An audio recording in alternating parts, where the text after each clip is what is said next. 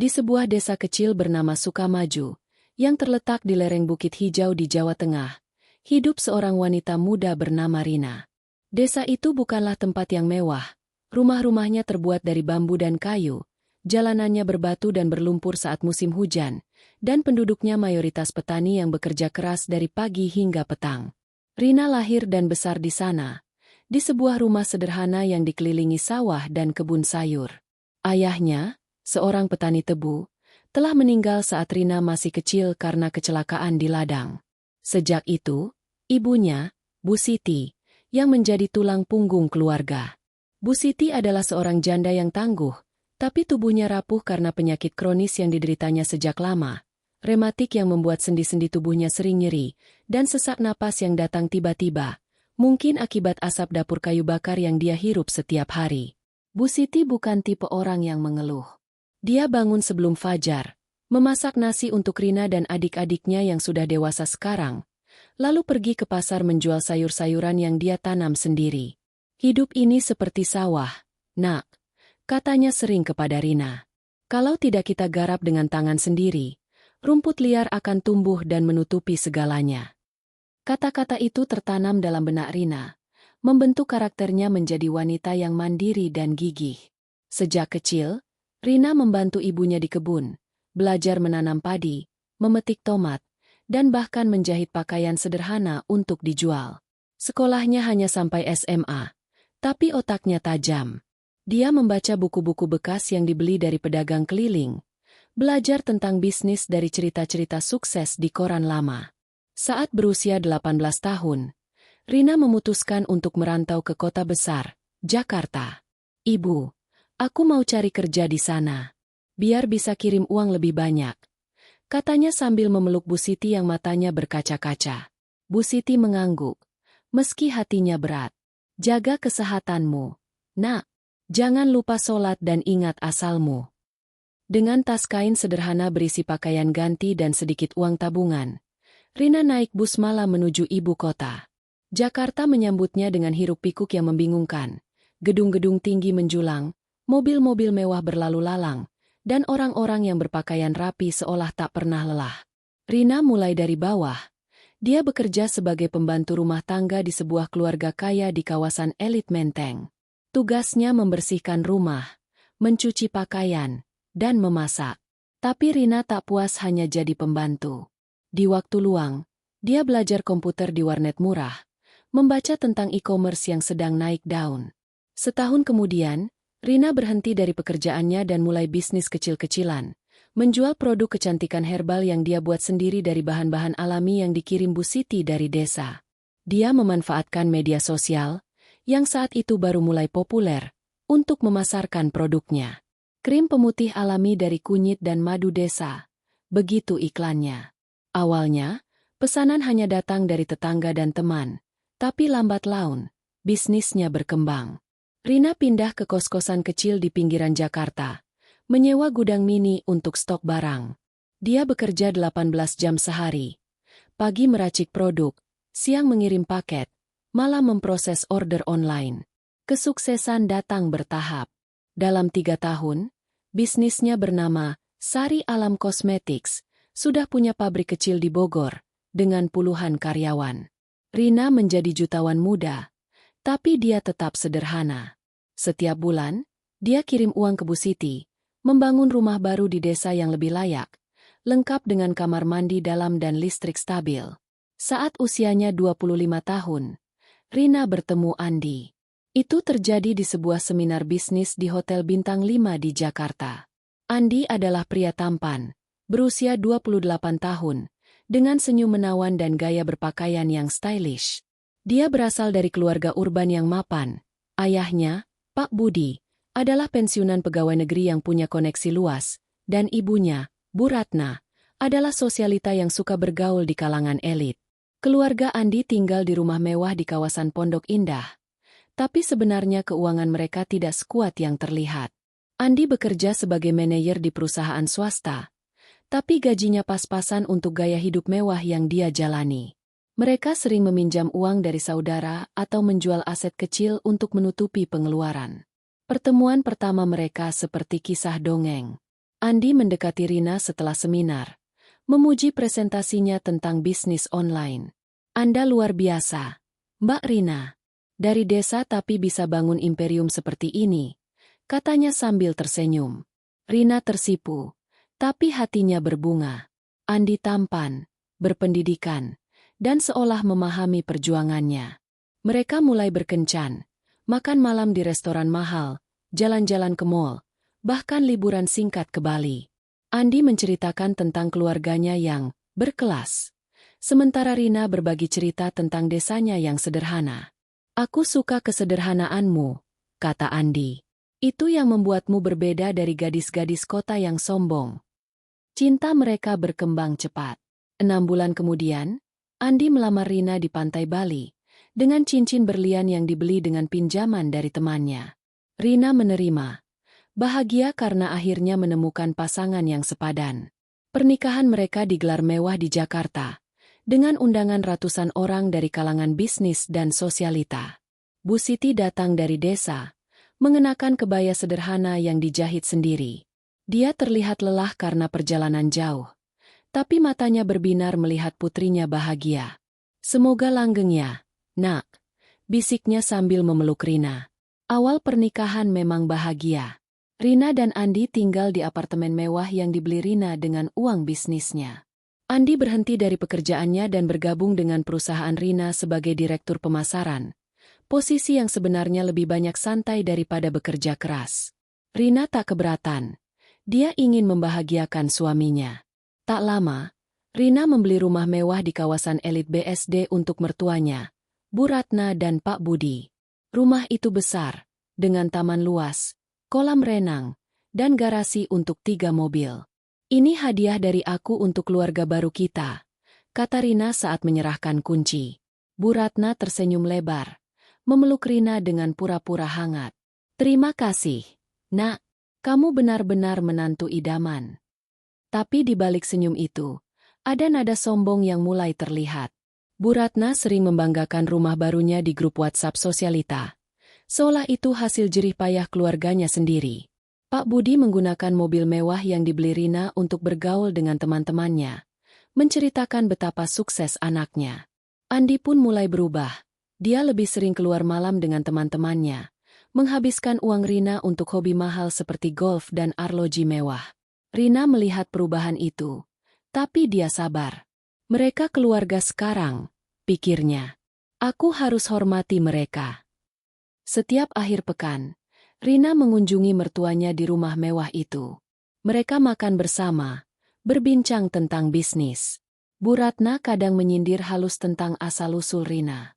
Kamu hebat ya, dari kampung bisa kayak gini. Tapi hati-hati, jangan sampai kebiasaan lama muncul lagi, katanya sambil tertawa. Rina tersenyum, menahan hati. Dia ingat Bu Siti yang masih di desa. Sakit-sakitan tapi tak pernah mengeluh. Setiap bulan, Rina mengirim obat dan uang untuk ibunya. Bahkan membangun klinik kecil di desa agar Bu Siti bisa berobat dekat rumah. Hidup Rina seperti mimpi yang sempurna. Bisnis berkembang, suami yang tampan, dan keluarga besar yang seolah harmonis. Tapi di dalam hati, Rina merasakan ada celah kecil, kesombongan keluarga Andi yang mulai mengganggu. Mereka sering merendahkan orang-orang dari desa, termasuk Bu Siti yang jarang mereka sebut. Ibumu itu, kampungan banget ya? Sakit-sakitan pula. Pernah bisik Bu Ratna saat Rina menelepon Bu Siti. Rina mengabaikannya, berpikir itu hanya candaan. Dia fokus pada kebahagiaan rumah tangganya, merencanakan masa depan dengan Andi, mungkin punya anak suatu hari nanti. Tahun pertama pernikahan berlalu dengan manis. Rina ekspansi bisnis ke luar negeri, ekspor produk kecantikan ke Singapura dan Malaysia. Andi ikut ke acara bisnis, tampil sebagai suami sukses. Mertuanya menikmati fasilitas, liburan gratis, belanja mewah, semuanya ditanggung Rina. Kamu beruntung punya menantu seperti Rina, kata teman Bu Ratna. Bu Ratna mengangguk bangga, tapi di balik itu, ada rasa iri yang tersembunyi. Ya, tapi dia kan dari bawah. Kami yang ajarin dia etiket kota. Balasnya dalam hati. Rina tetap rendah hati. Dia sering pulang ke desa, membantu Bu Siti di kebun, meski tubuhnya sekarang terbiasa dengan kemewahan. "Jangan lupa akar, Nak," kata Bu Siti. Rina mengangguk, memeluk ibunya yang semakin kurus karena penyakit. "Aku selalu ingat, Bu." Di desa, Rina membangun sekolah gratis untuk anak-anak miskin, sebagai bentuk balas budi pada asal-usulnya. Saat ulang tahun pernikahan pertama, Andi mengadakan pesta mewah di rumah mertuanya. Tamu-tamu datang, termasuk rekan bisnis Rina. Bu Siti diundang, tapi dia menolak karena kesehatan. "Nanti saja, Nak. Ibu takut merepotkan." Rina sedih, tapi mengerti. Pesta berlangsung meriah, dengan musik live dan makanan impor. Andi berpidato, memuji Rina sebagai istri terbaik. Rina tersenyum, hatinya penuh. Tapi di sudut ruangan, Bu Ratna berbisik ke Pak Budi. "Untung ada Rina, kalau enggak, kita masih di rumah lama yang sempit." Malam itu, Rina tidur dengan bahagia, tak tahu bahwa benih konflik sudah tertanam. Keluarga Andi mulai melihat Rina sebagai sumber uang, bukan keluarga sejati. Tapi untuk sekarang, semuanya masih indah. Pernikahan bahagia, asal-usul yang membanggakan, dan masa depan yang cerah. Rina tak pernah menyangka bahwa suatu hari, kesabaran itu akan pecah, membawa badai balas dendam yang dahsyat. Rina bangun pagi dengan sinar matahari yang menyelinap lembut melalui jendela kaca besar apartemennya di kawasan SCBD, Jakarta. Dari lantai 30, pemandangan kota terlihat seperti lukisan hidup. Gedung-gedung pencakar langit berkilau, mobil-mobil berderet di jalanan macet, dan hiruk-pikuk ibu kota yang tak pernah tidur. Apartemen itu, yang dibeli Rina dengan keuntungan bisnisnya, adalah simbol kesuksesannya. Dindingnya dihiasi lukisan abstrak modern, lantainya dari marmer putih mengilap, dan furnitur yang dipilih dengan selera tinggi oleh desainer interior kenalan Rina. Tapi pagi itu, seperti biasa, Rina memulai hari dengan rutinitas sederhana, menyeduh kopi hitam di dapur, membaca laporan penjualan bisnisnya, dan menelepon Bu Siti di desa Sukamaju. "Ibu sehat, Nak. Cuma tadi malam agak sesak, mungkin kedinginan," kata Bu Siti dengan suara lemah di ujung telepon. Rina menggigit bibir. "Khawatir. Nanti sore aku kirimkan obat baru ya, Bu. Dokter bilang itu bagus untuk paru-paru." Bu Siti tertawa pelan. "Kamu ini, selalu repot urus ibu. Fokus saja sama suamimu, Nak." Rina tersenyum, tapi hatinya sedikit nyeri. Dia tahu ibunya tak ingin merepotkan, tapi baginya, Bu Siti adalah segalanya, sumber kekuatan yang membuatnya bertahan di kota besar ini. Sementara itu, di sisi lain Jakarta, di kawasan BSD, keluarga Andi menikmati kehidupan yang jauh berbeda dari kesederhanaan Bu Siti. Rumah mewah yang dibeli Rina untuk mertuanya, Bu Ratna dan Pak Budi, adalah istana modern seluas 600 meter persegi. Fasadnya bergaya minimalis dengan dinding kaca besar, taman depan dilengkapi air mancur, dan kolam renang di belakang rumah dikelilingi pohon palem yang diimpor khusus. Garasi mereka menampung 2 mobil mewah, sebuah BMW X5 dan Mercedes-Benz sedan, keduanya hadiah dari Rina untuk ulang tahun pernikahan pertama mereka. Di dalam rumah, setiap sudut memancarkan kemewahan, sofa kulit impor, chandelier kristal yang berkilau di ruang tamu, dan dapur dengan peralatan stainless steel yang jarang digunakan karena Bu Ratna lebih suka memesan makanan dari restoran bintang 5. Bu Ratna, berusia 55 tahun, adalah wanita yang terobsesi dengan status sosial. Rambutnya selalu disanggur rapi, dicat coklat keemasan di salon mahal, dan pakaiannya selalu bermerek, Gucci, Chanel, atau Prada, yang sebagian besar dibeli dengan kartu kredit yang ditanggung Rina. Setiap minggu, dia mengadakan arisan dengan teman-teman sosialitanya, memamerkan rumah dan mobil barunya. "Ini semua berkat anakku, Andi," katanya pada suatu sore di teras rumah, sambil menyeruput teh impor dari cangkir porselen. Teman-temannya mengangguk kagum, tapi Bu Ratna tak pernah menyebut Rina sebagai sumber kekayaan mereka. "Andi memang pintar memilih istri yang sukses," tambahnya dengan senyum penuh arti, seolah Rina hanyalah aksesori dalam kesuksesan keluarganya. Pak Budi, suami Bu Ratna, tak kalah sombong. Sebagai pensiunan pegawai negeri, Dia punya koneksi di kalangan pejabat. Tapi tabungannya sudah menipis sejak lama karena gaya hidup mewah mereka sebelum Rina masuk ke keluarga. Sekarang, dengan rumah dan mobil baru, dia merasa seperti bangsawan kembali. Setiap pagi, dia mengendarai Mercedesnya ke klub golf, bertemu teman-teman lamanya, dan membual tentang investasi cerdas keluarganya. Kami sedang ekspansi bisnis, katanya, meski sebenarnya dia tak tahu apa-apa tentang operasional Sari Alam Cosmetics, perusahaan Rina. Saat ditanya detail, dia mengalihkan pembicaraan dengan tawa lebar dan memesan minuman mahal untuk semua orang di meja. Tentu saja, dengan kartu kredit yang dibayar Rina. Andi, suami Rina, juga tak ketinggalan menikmati kemewahan. Setelah menikah, dia berhenti dari pekerjaan lamanya dan menjadi direktur pemasaran di perusahaan Rina. Jabatan itu sebenarnya hanya formalitas.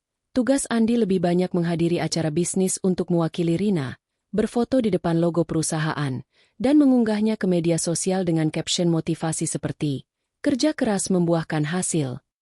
Padahal, sebagian besar waktunya dihabiskan untuk bermain golf bersama ayahnya, nongkrong di kafe mewah, atau membeli barang branded untuk menjaga image-nya.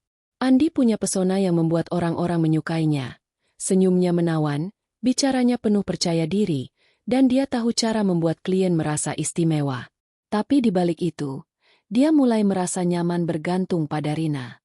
"Kamu kan ratu bisnis, sayang," katanya suatu malam sambil mencium kening Rina. "Aku cuma bantu kamu bersinar lebih terang." Rina, meski sibuk dengan bisnisnya, berusaha menjaga keharmonisan keluarga. Setiap akhir pekan, dia dan Andi mengunjungi rumah mertua di BSD.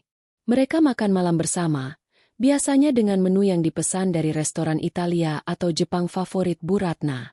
Rina selalu membawa oleh-oleh, keranjang buah impor, kue dari toko roti terkenal, atau kadang perhiasan kecil untuk Bu Ratna.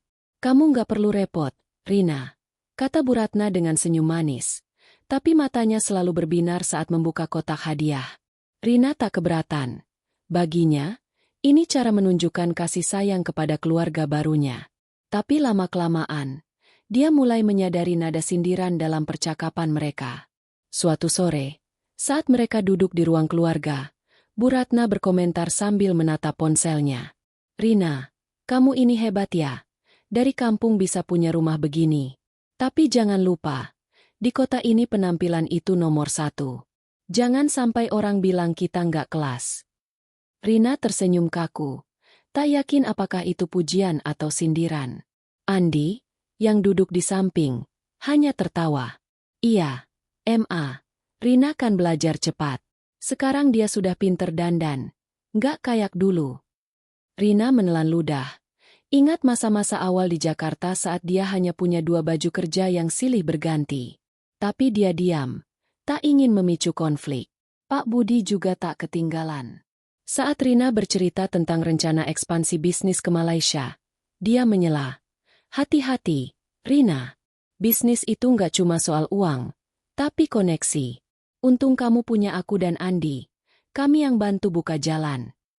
Rina mengangguk sopan. Meski dalam hati dia tahu bahwa koneksi Pak Budi tak pernah benar-benar membantu. Semua klien besar Sari Alam Cosmetics didapatkan Rina melalui kerja kerasnya sendiri, menghadiri pameran internasional, dan membangun jaringan dari nol. Tapi dia tak ingin membantah. Baginya, mertua adalah orang tua yang harus dihormati, seperti dia menghormati Bu Siti. Di balik kemewahan, ada tanda-tanda ketidakpuasan dalam keluarga Andi. Bu Ratna sering mengeluh tentang pelayan rumah yang kurang cekatan, atau menu makanan yang kurang variasi. Dia juga mulai meminta lebih. Renovasi taman belakang, liburan ke Eropa, atau bahkan apartemen tambahan untuk adik Andi yang baru lulus kuliah. "Kamu kan sukses, Rina. Pasti nggak susah buat bantu keluarga," katanya suatu hari dengan nada santai tapi penuh harap. Rina mengiyakan, meski mulai merasa seperti bank berjalan bagi mereka. Andi juga semakin menunjukkan sifat aslinya. Dia sering pulang larut malam, beralasan bertemu klien. Tapi Rina pernah melihat tagihan kartu kredit yang menunjukkan pembayaran di bar dan klub malam. Saat ditanya, Andi hanya tertawa. "Sayang, Ini kan bagian dari networking. Kalau aku nggak gaul, siapa yang promosiin bisnismu? Rina tak ingin bertengkar, jadi dia diam. Tapi di dalam hati, dia mulai merasa ada jarak antara mereka. Andi tak lagi seperti pria yang melamarnya di pantai Bali dengan penuh cinta. Dia sekarang lebih seperti anak manja yang menikmati hasil kerja keras Rina. Sementara itu, di desa Sukamaju, Bu Siti hidup sederhana. Rumah baru yang dibangun Rina untuknya jauh lebih baik dari sebelumnya. Dinding bata, atap genteng, dan kamar mandi dalam. Tapi Bu Siti tetap menanam sayur di halaman. Menolak berhenti bekerja meski Rina memintanya istirahat.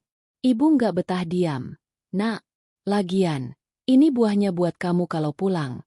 Katanya sambil menunjuk tumpukan terong dan bayam. Rina tersenyum, memeluk ibunya erat. Di desa, dia merasa damai. Jauh dari sorotan mata Bu Ratna yang selalu menilai atau nada Pak Budi yang penuh nasihat tak diminta. Namun, di Jakarta, tekanan mulai terasa. Bisnis Rina berkembang pesat. Tapi itu berarti lebih banyak tanggung jawab. Dia sering lembur hingga tengah malam, memeriksa laporan keuangan atau bernegosiasi dengan supplier. Andi, sebaliknya, semakin santai. Dia bahkan pernah lupa menghadiri rapat penting dengan klien karena terlalu capek setelah golf seharian. Rina menutupi kesalahannya, tapi hatinya mulai kesal. Aku kerja keras untuk kita semua, tapi kenapa aku merasa sendirian? Pikirnya suatu malam, menatap langit-langit kamar. Di rumah BSD, Bu Ratna dan Pak Budi terus menikmati kemewahan tanpa beban. Mereka mengadakan pesta ulang tahun megah untuk Andi, mengundang ratusan tamu, dan memesan kue 3 tingkat dari toko pastry termahal di Jakarta. Semua biaya ditanggung Rina, tapi tak ada ucapan terima kasih yang tulus. Kamu kan gak keberatan, Rina? Ini demi nama baik keluarga, kata Bu Ratna sambil memamerkan gaun baru. Rina mengangguk, tapi di dalam hati, dia mulai merasa seperti orang asing di keluarganya sendiri. Sikap sombong keluarga Andi juga mulai terlihat dalam cara mereka memperlakukan orang lain. Suatu hari, saat Rina membawa asistennya, seorang gadis muda dari desa, ke rumah BSD, Bu Ratna menyindir. Lain kali ajak orang yang lebih pinter ngomong, Rina, ini kayak pembantu pasar. Asisten itu menunduk malu, dan Rina buru-buru mengalihkan pembicaraan. Tapi kata-kata itu menyisakan luka. Rina teringat Bu Siti, yang juga sering dipandang sebelah mata karena pakaian sederhananya. Mereka nggak tahu perjuangan orang desa, pikir Rina, mengepalkan tangan di bawah meja. Meski begitu, Rina berusaha menjaga kedamaian. Dia menganggap sikap mertuanya sebagai bagian dari proses beradaptasi dengan keluarga baru. Dia fokus pada bisnisnya, merencanakan peluncuran produk baru, dan sesekali pulang ke desa untuk menemui Bu Siti. Tapi di balik senyumnya, ada kegelisahan yang tumbuh. Keluarga Andi tak pernah benar-benar menerima asal-usulnya, dan perlahan, Rina mulai merasa bahwa kemewahan yang dia berikan hanya membuat mereka semakin sombong. Dia belum tahu bahwa kegelisahan ini akan meledak menjadi amarah besar, dipicu oleh satu malam yang akan mengubah segalanya. Langit Jakarta sore itu berwarna jingga, dengan awan tipis yang tersapu angin musim kemarau. Di apartemen mewahnya, Rina berdiri di depan jendela besar, memandang kota yang mulai menyala dengan lampu-lampu neon. Di tangannya, ia memegang ponsel, sedang berbicara dengan Bu Siti yang berada di desa Sukamaju.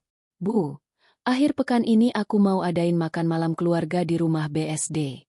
Ibu datang ya? Aku kangen, kata Rina dengan nada penuh harap. Di ujung telepon, suara Bu Siti terdengar lemah namun hangat. Nak, ibu kan penyakitan begini. Takut merepotkan. Lagian, perjalanan jauh bikin badan ibu capek. Rina menggigit bibir, menahan rasa sedih. Ibu nggak pernah merepotkan. Aku yang jemput. Bu, pakai mobil biar nyaman. Ini penting. Aku pengin kita semua kumpul sebagai keluarga. Setelah beberapa kali dibujuk, Bu Siti akhirnya setuju. Ya sudah, Nak, tapi jangan repot-repot. Ya, ibu bawa baju sendiri aja. Rina tersenyum lebar. Lega. Aku urus semuanya, Bu. Ibu cuma perlu datang dan senyum. Setelah menutup telepon, Rina menatap meja kerjanya yang penuh dengan dokumen bisnis. Bisnisnya, Sari Alam Cosmetics, sedang mempersiapkan peluncuran lini baru, sabun dan masker wajah berbahan spirulina yang diimpor dari petani lokal di Bali. Tapi malam ini, pikirannya bukan pada laporan keuangan atau strategi pemasaran. Ia ingin malam makan malam itu menjadi momen spesial, sebuah jembatan untuk menyatukan dua dunia yang selama ini terasa begitu berbeda. Keluarganya yang sederhana dari desa dan keluarga suaminya yang sombong dari kota. Rina sudah merencanakan acara ini selama berminggu-minggu. Ia ingin ini menjadi lebih dari sekadar makan malam. Ia ingin menunjukkan bahwa keluarganya, meski berasal dari latar belakang berbeda, bisa bersatu dalam kehangatan. Ia memesan catering dari restoran favorit Bu Ratna, sebuah tempat Italia di Kemang yang terkenal dengan pasta truffle dan tiramisunya. Ia juga menyewa dekorator untuk menata ruang makan di rumah BSD agar terlihat elegan namun tidak berlebihan. Taplak meja linen putih, lilin-lilin kecil di tengah meja, dan rangkaian bunga mawar putih yang harum. Aku ingin ibu merasa nyaman, gumam Rina pada dirinya sendiri saat memeriksa daftar tamu. Selain Bu Siti, ia mengundang Bu Ratna, Pak Budi, Andi, dan beberapa kerabat dekat dari keluarga Andi, termasuk adik Andi, Riko, yang baru pulang dari kuliah di luar negeri.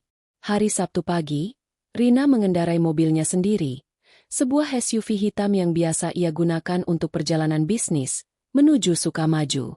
Perjalanan 3 jam itu terasa ringan karena ia membayangkan wajah Bu Siti yang akan tersenyum melihatnya.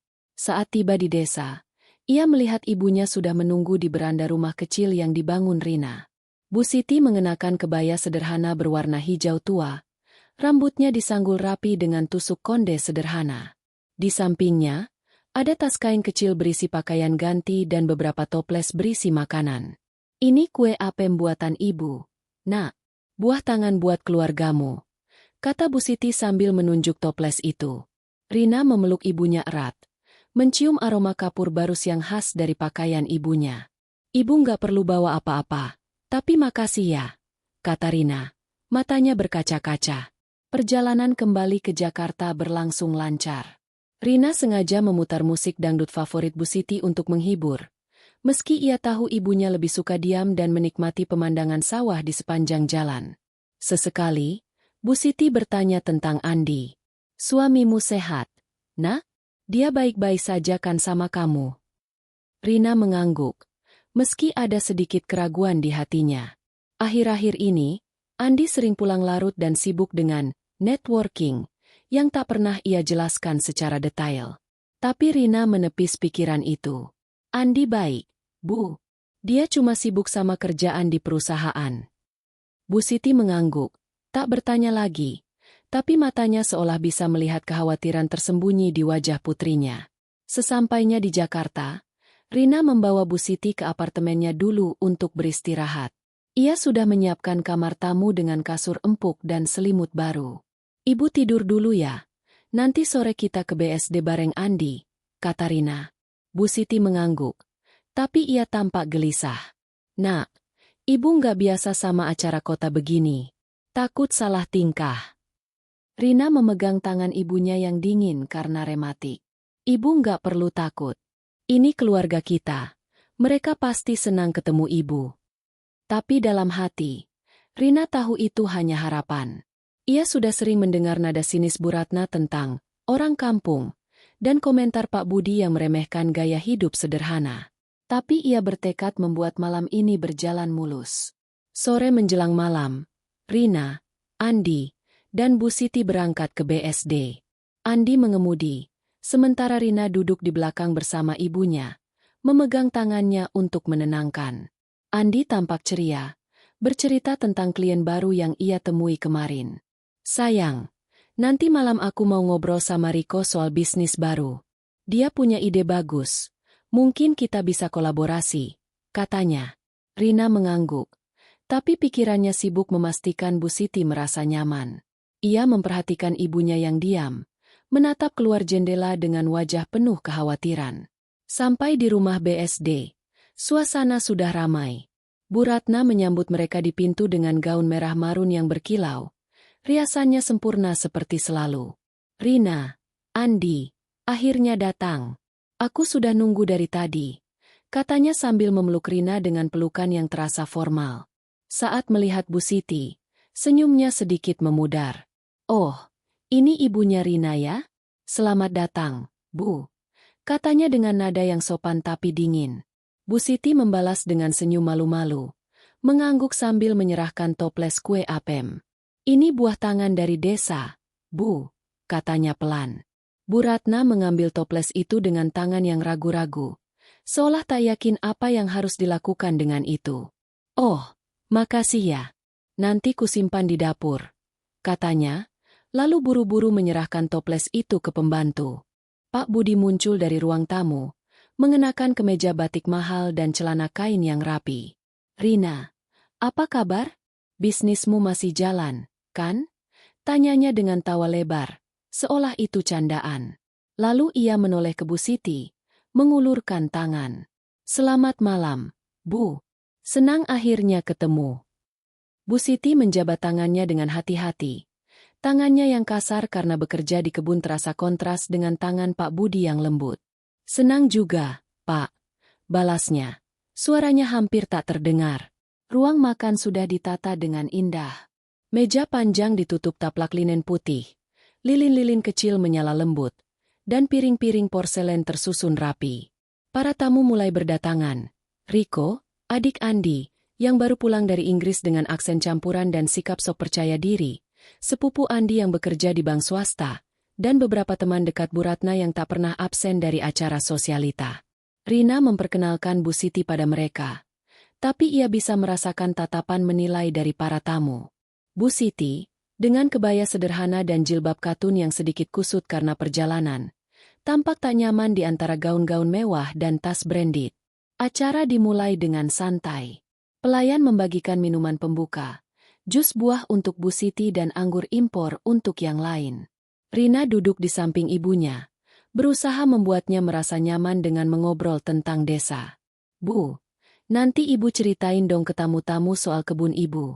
Mereka pasti kagum, kata Rina, mencoba mencairkan suasana. Bu Siti tersenyum kecil, tapi tangannya gemetar saat memegang gelas. Ibu nggak pinter ngomong, Nak, bisiknya. Rina memegang tangannya, memberikan senyum meyakinkan.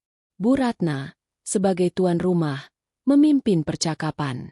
Ia bercerita tentang liburan terakhirnya ke Singapura, membeli tas baru, dan rencana renovasi taman belakang rumah. Rina, kamu harus lihat desainnya. Aku mau bikin kayak villa di Bali, katanya dengan antusias. Rina mengangguk, meski tahu biaya renovasi itu pasti akan dibebankan padanya. Pak Budi menyela. Iya, Rina, untung ada kamu. Kalau enggak, kami mana bisa hidup begini. Tawa kecil terdengar dari tamu, tapi Rina merasakan nada yang tak tulus di balik kata-kata itu. Saat makanan utama disajikan, pasta dengan saus truffle dan daging panggang, Bu Siti tampak bingung. Ia tak terbiasa dengan makanan barat, apalagi dengan garpu dan pisau yang disediakan. Rina buru-buru membantu, memotong daging untuk ibunya dan berbisik. Makan pelan-pelan aja, Bu. Enak kok. Bu Siti mengangguk, tapi wajahnya menunjukkan ketidaknyamanan. Riko, yang duduk di seberang, memperhatikan dengan senyum kecil yang sinis. Bu, nggak biasa makan pasta ya? Di desa kan biasanya nasi sama sambal, ya? Katanya dengan nada yang seolah bercanda, tapi terdengar merendahkan. Beberapa tamu tertawa, dan Bu Siti hanya menunduk, wajahnya memerah. Rina merasakan dadanya panas, tapi ia menahan diri. Ia ingin malam ini berjalan baik, jadi ia mengalihkan perhatian dengan mengajak toas. Untuk keluarga dan kebahagiaan kita bersama, katanya, mengangkat gelas. Semua ikut mengangkat gelas, tapi Rina bisa melihat Bu Ratna menukar pandang dengan Riko, seolah ada rahasia di antara mereka. Bu Siti minum jusnya dengan hati-hati, berusaha tak menumpahkan apapun. Saat malam berjalan, percakapan semakin didominasi oleh Bu Ratna dan teman-temannya. Mereka membahas topik yang asing bagi Bu Siti, merek tas terbaru, spa mewah di Bali, atau serial Netflix yang sedang tren. Bu Siti hanya mendengarkan. Sesekali mengangguk saat Rina mencoba melibatkannya. Andi, yang biasanya pandai mencairkan suasana, malah sibuk mengobrol dengan Riko tentang rencana bisnis mereka. Rina mulai merasa ada yang salah. Ia ingin malam ini menjadi momen kebersamaan. Tapi ia bisa merasakan jarak yang semakin lebar antara ibunya dan keluarga Andi. Saat dessert disajikan, tiramisu dengan taburan coklat premium, Bu Ratna tiba-tiba berkomentar.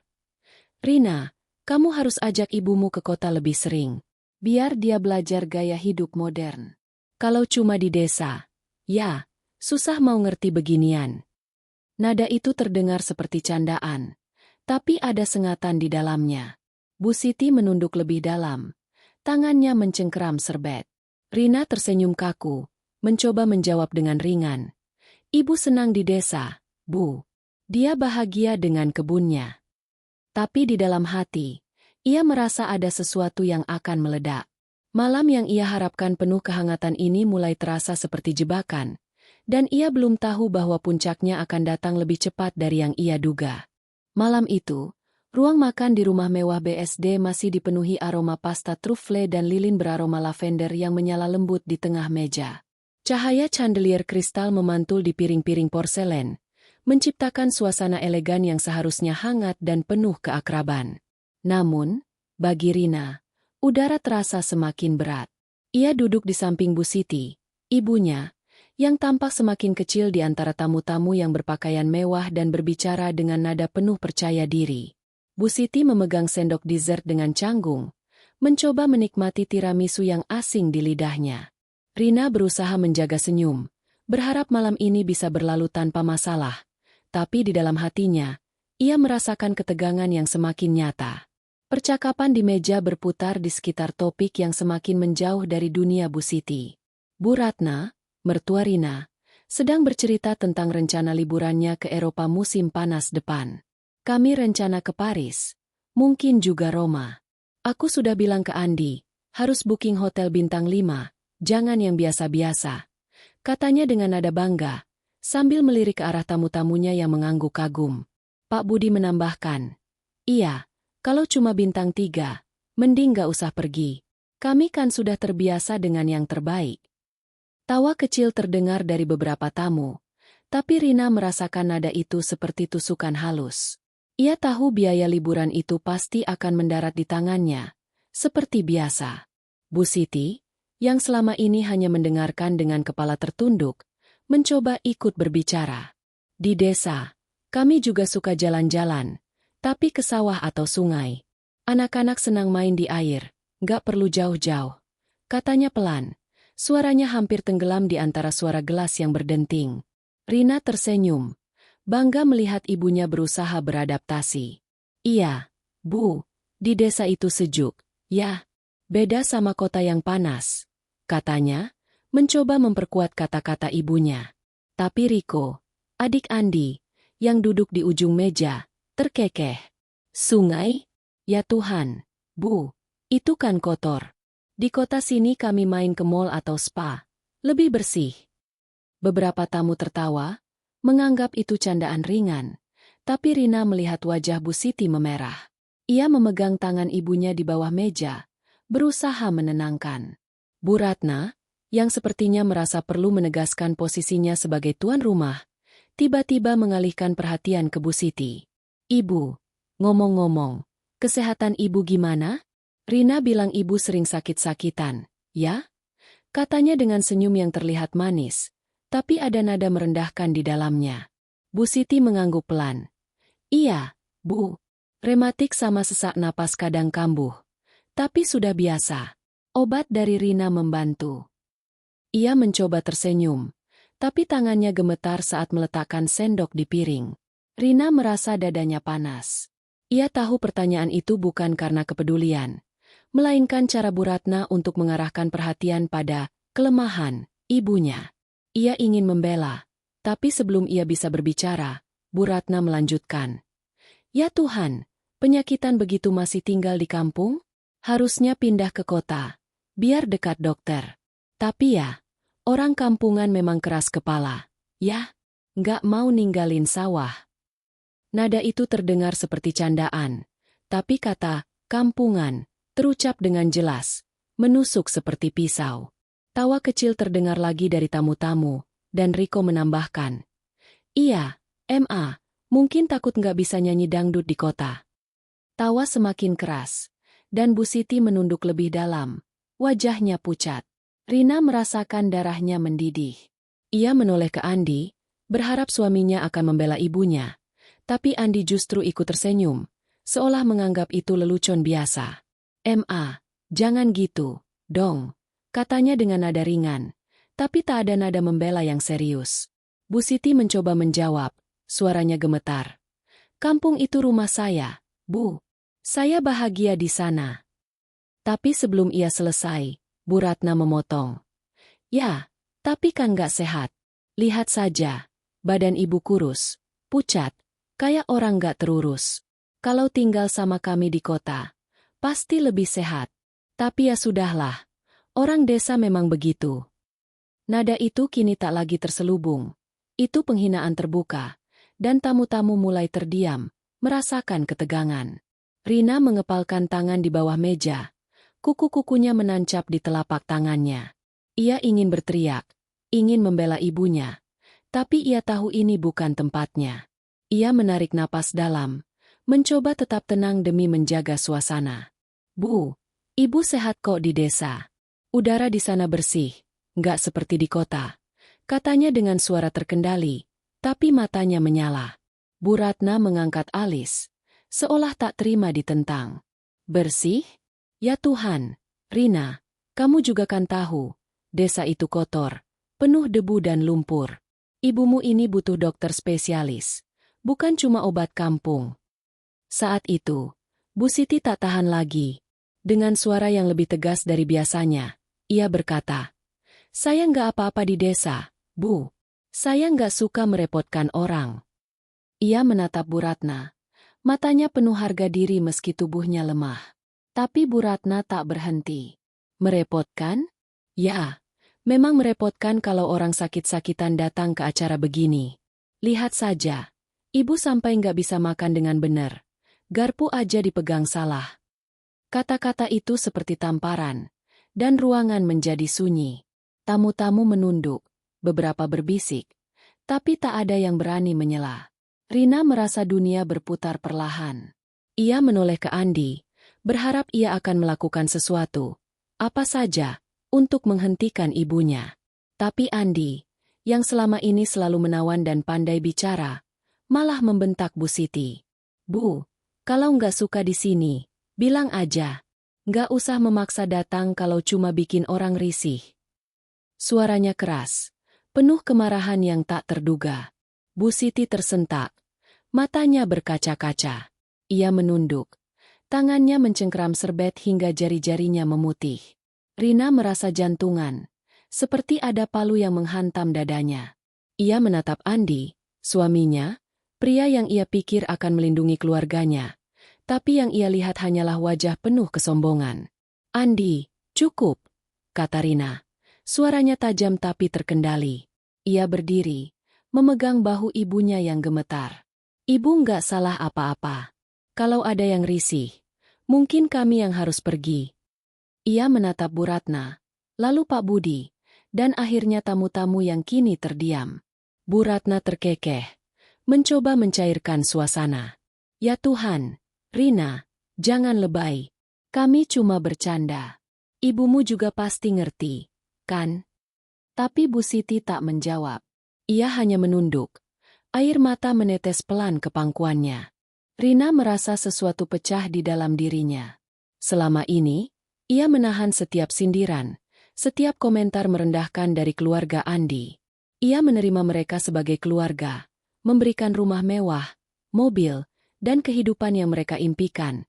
Tapi malam ini, mereka telah melanggar batas. Menghina Bu Siti, ibunya, wanita yang rela berkorban segalanya untuknya, adalah pukulan yang tak bisa ia maafkan. Ia membantu Bu Siti berdiri, mengabaikan tatapan bingung tamu-tamu. "Bu, kita pulang," katanya pelan. Suaranya penuh tekad. Andi mencoba menghentikan. "Rina, jangan gitu. Ini cuma salah paham. Tapi Rina tak menoleh. Ia memimpin ibunya keluar dari ruang makan, melewati lorong rumah yang penuh kemewahan itu, dan menuju mobil. Di dalam mobil, Bu Siti menangis pelan. "Maaf, Nak. Ibu bikin malu kamu," katanya. Suaranya parau. Rina memeluk ibunya erat. Air matanya sendiri mulai jatuh. "Ibu nggak pernah bikin malu aku. Mereka yang salah, Bu. Mereka yang nggak tahu harga diri." Perjalanan kembali ke apartemen terasa panjang. Rina mengemudi dalam diam. Tangannya mencengkeram setir hingga jari-jarinya sakit. Di sampingnya, Bu Siti menatap keluar jendela. Wajahnya penuh luka yang tak terucap. Andi mengirim pesan. "Sayang, maaf. Mama nggak bermaksud gitu. Pulang dong, kita ngobrol." Tapi Rina tak membalas. Ia mematikan ponselnya. Pikirannya penuh dengan amarah yang selama ini ia tahan. Malam itu, ia membaringkan Bu Siti di kamar tamu, memastikan ibunya tidur dengan nyaman. Tapi Rina sendiri tak bisa tidur. Ia duduk di ruang tamu, menatap langit-langit, dan mengingat setiap kata yang terucap malam ini. Bu Ratna menyebut ibunya, kampungan, dan penyakitan. Andi, suaminya, malah membentak ibunya di depan semua orang. Rina merasa seperti ditampar, bukan hanya oleh kata-kata mereka, tapi oleh kenyataan bahwa keluarga yang ia pikir mencintainya hanya melihatnya sebagai sumber uang. Ia teringat perjuangannya dari desa, malam-malam tanpa tidur untuk membangun bisnis, dan pengorbanan Bu Siti yang membesarkannya seorang diri. "Mereka nggak punya hak menghina ibu," gumamnya. Suaranya bergetar. Di dalam hati, ia membuat keputusan. Ia tak akan membiarkan ini berlalu begitu saja. Malam itu, di tengah keheningan apartemen, benih balas dendam mulai tumbuh. Rina bukan lagi wanita yang sabar dan memaafkan. Ia adalah wanita yang telah membangun kerajaan dari nol, dan ia tahu cara mengambil kembali apa yang menjadi miliknya. Rumah mewah, mobil, dan semua fasilitas yang dinikmati keluarga Andi, semuanya atas nama Rina. Dan jika mereka berani menghina ibunya, mereka akan belajar bahwa kemewahan itu bisa lenyap secepat datangnya.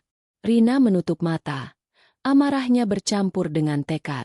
Malam makan malam yang seharusnya menjadi momen kebersamaan telah menjadi titik balik, dan Rina tahu, ini baru permulaan dari badai yang akan ia bawa.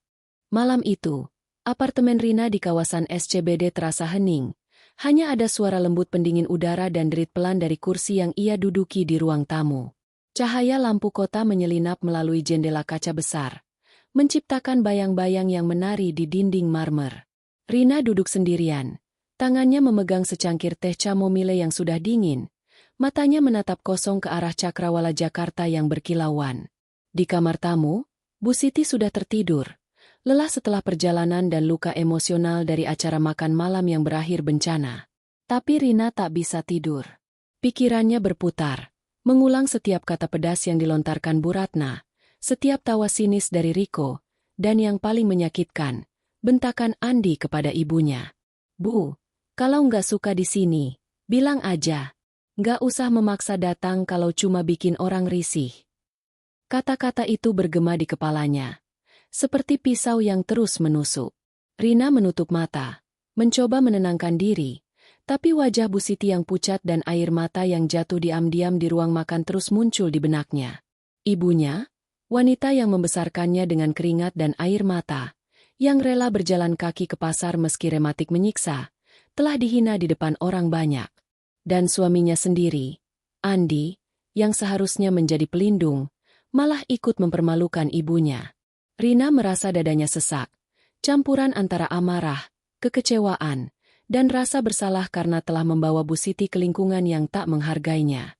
Ia bangkit dari kursi, berjalan ke meja kerjanya yang penuh dengan dokumen bisnis. Di antara tumpukan kertas itu, ada foto lama. Rina kecil, mungkin berusia 5 tahun, berlari di sawah bersama Bu Siti yang masih sehat, tertawa di bawah sinar matahari. Foto itu diambil oleh ayahnya sebelum kecelakaan tragis merenggut nyawanya. Rina mengelus foto itu. Air matanya jatuh pelan.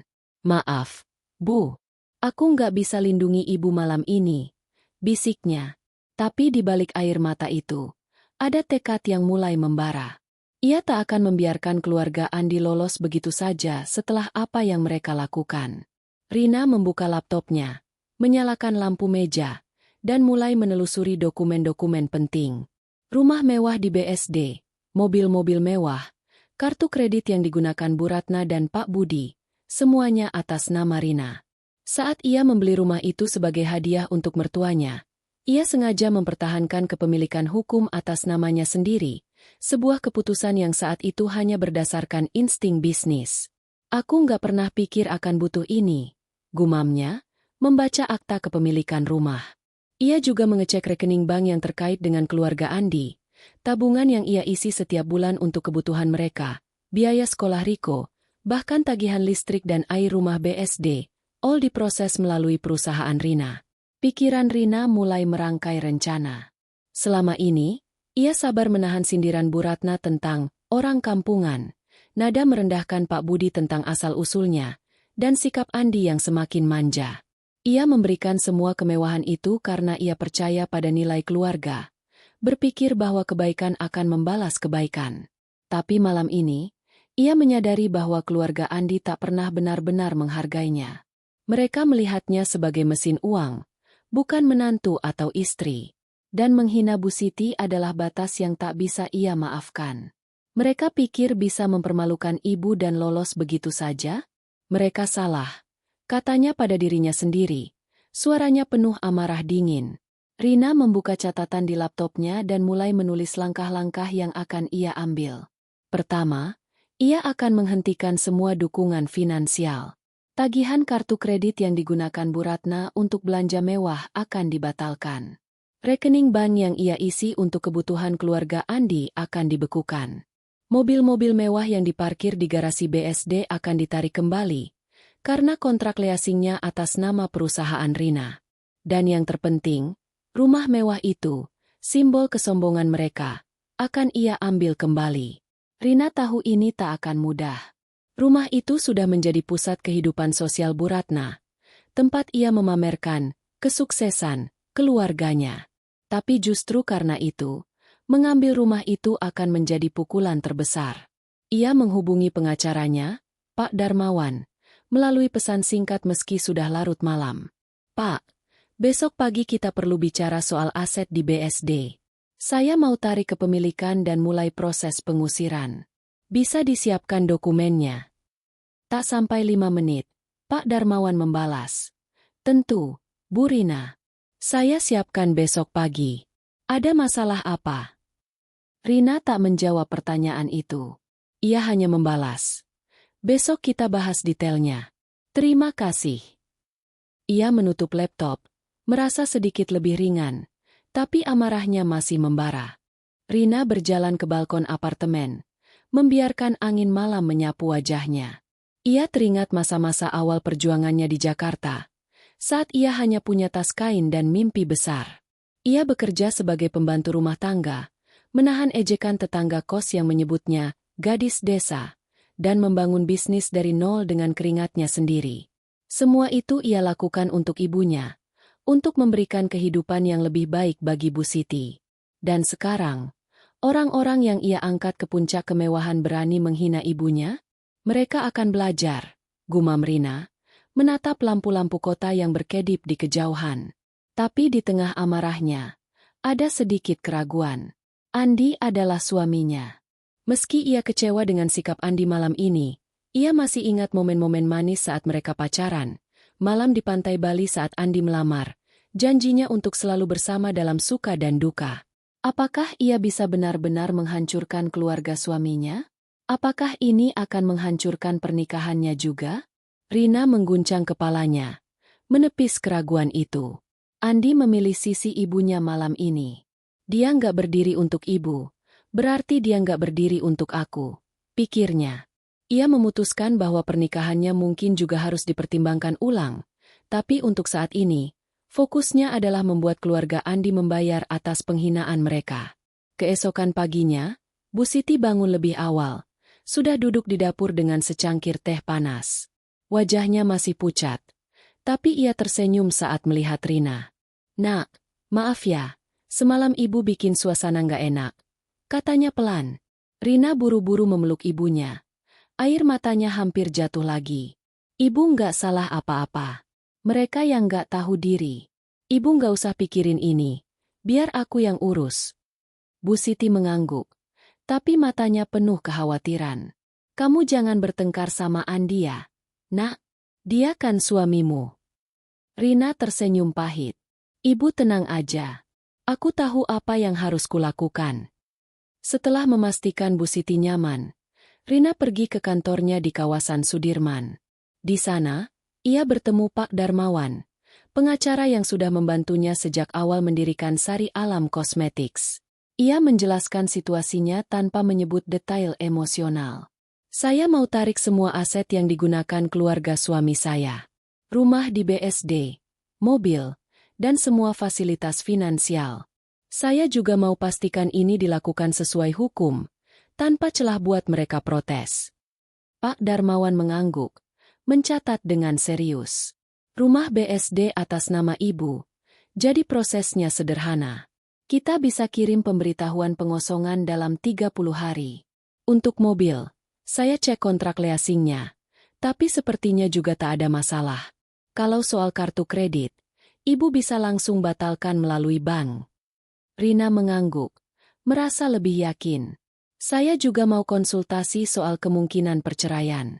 Tapi itu nanti, setelah urusan aset selesai. Pak Darmawan mengangkat alis, tapi tak bertanya lebih jauh. Baik, Bu. Saya siapkan semua dokumennya. Saya sarankan ibu juga amankan aset lain, seperti saham perusahaan dan tabungan pribadi, untuk jaga-jaga. Rina setuju. Ia tahu keluarga Andi, terutama Bu Ratna, punya koneksi dan bisa mencoba melawan. Tapi ia tak akan memberi mereka kesempatan.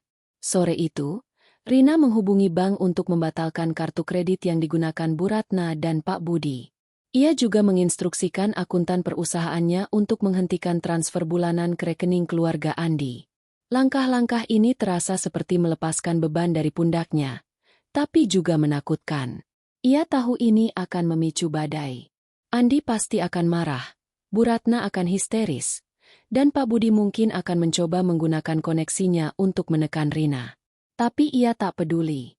Mereka telah menyakiti orang yang paling ia sayangi, dan sekarang mereka harus menghadapi konsekuensinya. Malam itu, Andi pulang ke apartemen dengan wajah ceria, seolah tak ada yang terjadi.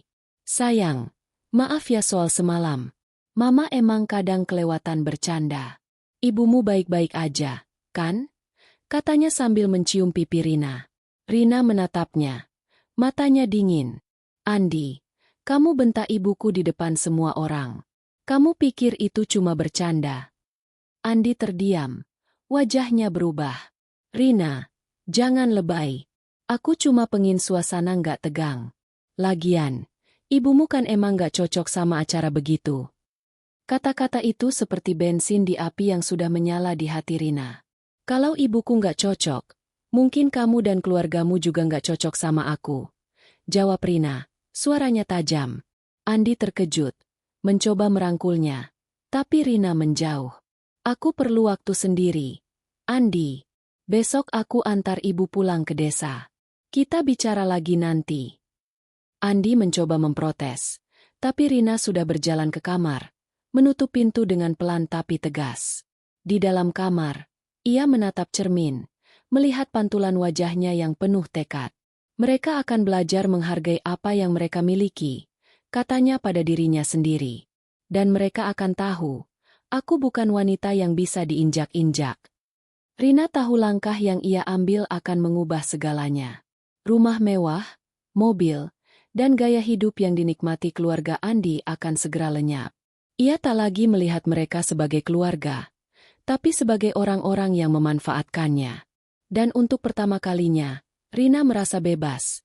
Bebas dari beban untuk menyenangkan mereka, bebas untuk membela ibunya, dan bebas untuk menunjukkan bahwa ia adalah wanita yang tak bisa diremehkan.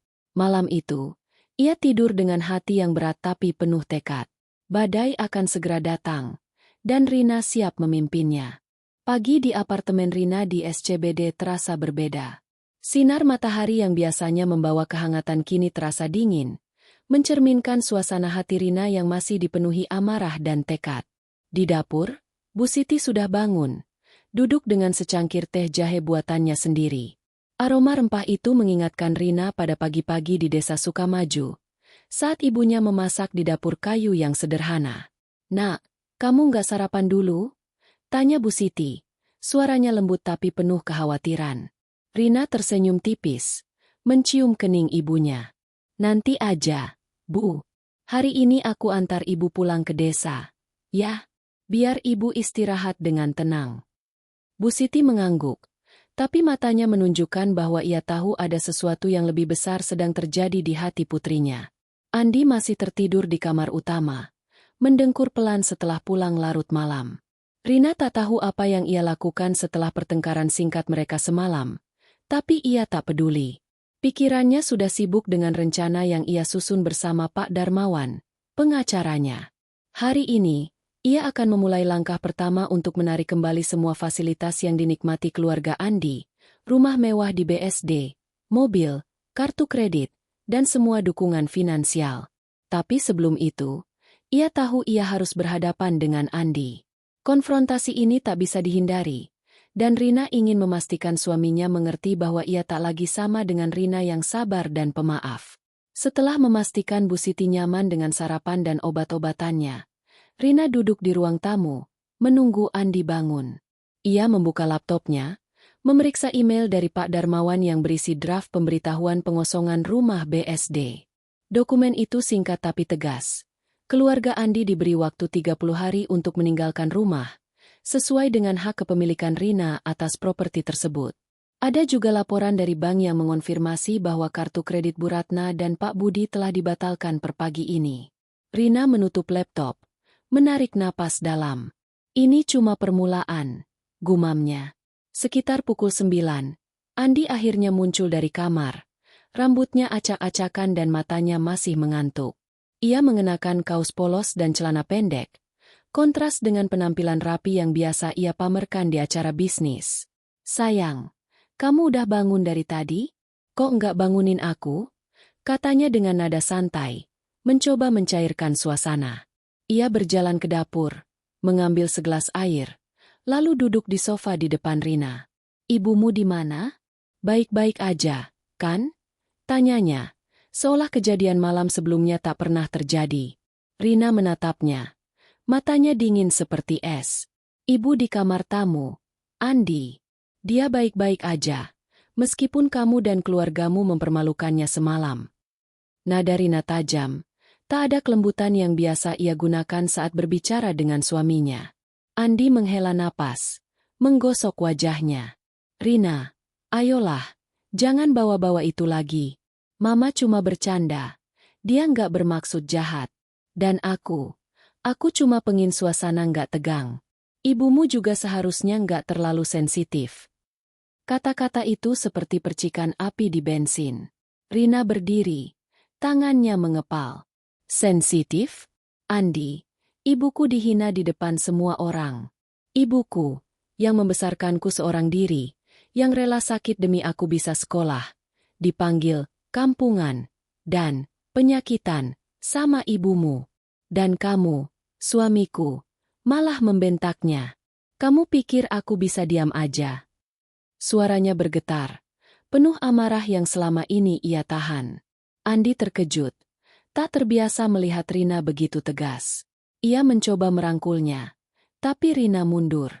"Rina, dengar, aku minta maaf, oke? Aku salah. Aku nggak seharusnya bilang gitu. Tapi ini kan cuma salah paham. Kita keluarga. Kita bisa selesaikan ini baik-baik." Ia tersenyum. Senyum menawan yang biasa ia gunakan untuk meluluhkan klien atau menenangkan Rina di masa lalu. Tapi kali ini, senyum itu tak berfungsi. "Keluarga." Rina terkekeh pahit. "Keluarga yang cuma tahu minta uang dari aku? Keluarga yang gak pernah menghargai asal-usulku? Andi, selama ini aku kasih kalian rumah mewah, mobil, liburan, semua yang kalian mau. Tapi apa yang aku dapat? Ibu yang kucintai dihina, dan kamu malah bela ibumu." Rina menatap mata Andi, mencari sedikit penyesalan sejati, tapi yang ia lihat hanyalah ekspresi bingung dan sedikit kesal. Andi bangkit. Suaranya mulai meninggi. Rina, kamu jangan lupa. Aku juga bantu kamu. Aku ikut ke acara bisnis. Aku bikin koneksi buat perusahaanmu. Tanpa aku dan keluargaku, kamu nggak bakal sebesar ini. Kata-kata itu seperti tamparan. Rina menatapnya. Tak percaya. Koneksi? Andi, klien-klien besar itu aku dapat sendiri. Aku yang bangun Sari Alam dari nol. Bukan kamu atau ayahmu dengan koneksi-koneksi usangnya. Kamu cuma ikut menikmati. Andi, kamu cuma pamer di media sosial. Tapi kerja kerasnya? Itu aku. Ruangan terasa sesak. Andi membuka mulut. Tapi tak ada kata yang keluar. Ia tahu Rina benar. Tapi kesombongannya tak mengizinkan ia mengaku. Rina, kamu nggak adil. Aku suamimu. Kita satu tim. Kalau kamu marah sama mama, ngomong baik-baik. Jangan bawa-bawa urusan bisnis atau rumah. Ia mencoba mengalihkan topik, tapi Rina tak lagi mendengarkan. Ia berjalan ke meja, mengambil map berisi dokumen yang ia cetak pagi ini, salinan akta kepemilikan rumah BSD dan bukti pembatalan kartu kredit. Andi, dengar baik-baik, kata Rina. Suaranya sekarang tenang tapi penuh otoritas. Mulai hari ini, aku tarik semua fasilitas yang kalian nikmati. Rumah di BSD? Itu milikku. Dan kalian punya 30 hari untuk pindah. Mobil? Aku tarik minggu ini. Kartu kredit ibumu dan ayahmu? Sudah kubatalkan pagi ini. Kalian pikir bisa hina ibuku dan tetap hidup mewah dari uangku? Kalian salah besar. Andi terpaku. Wajahnya memucat. Rina, kamu serius? Kamu mau usir keluargaku dari rumah? Kamu gila ya? Ia melangkah maju, mencoba memegang lengan Rina, tapi Rina menepisnya.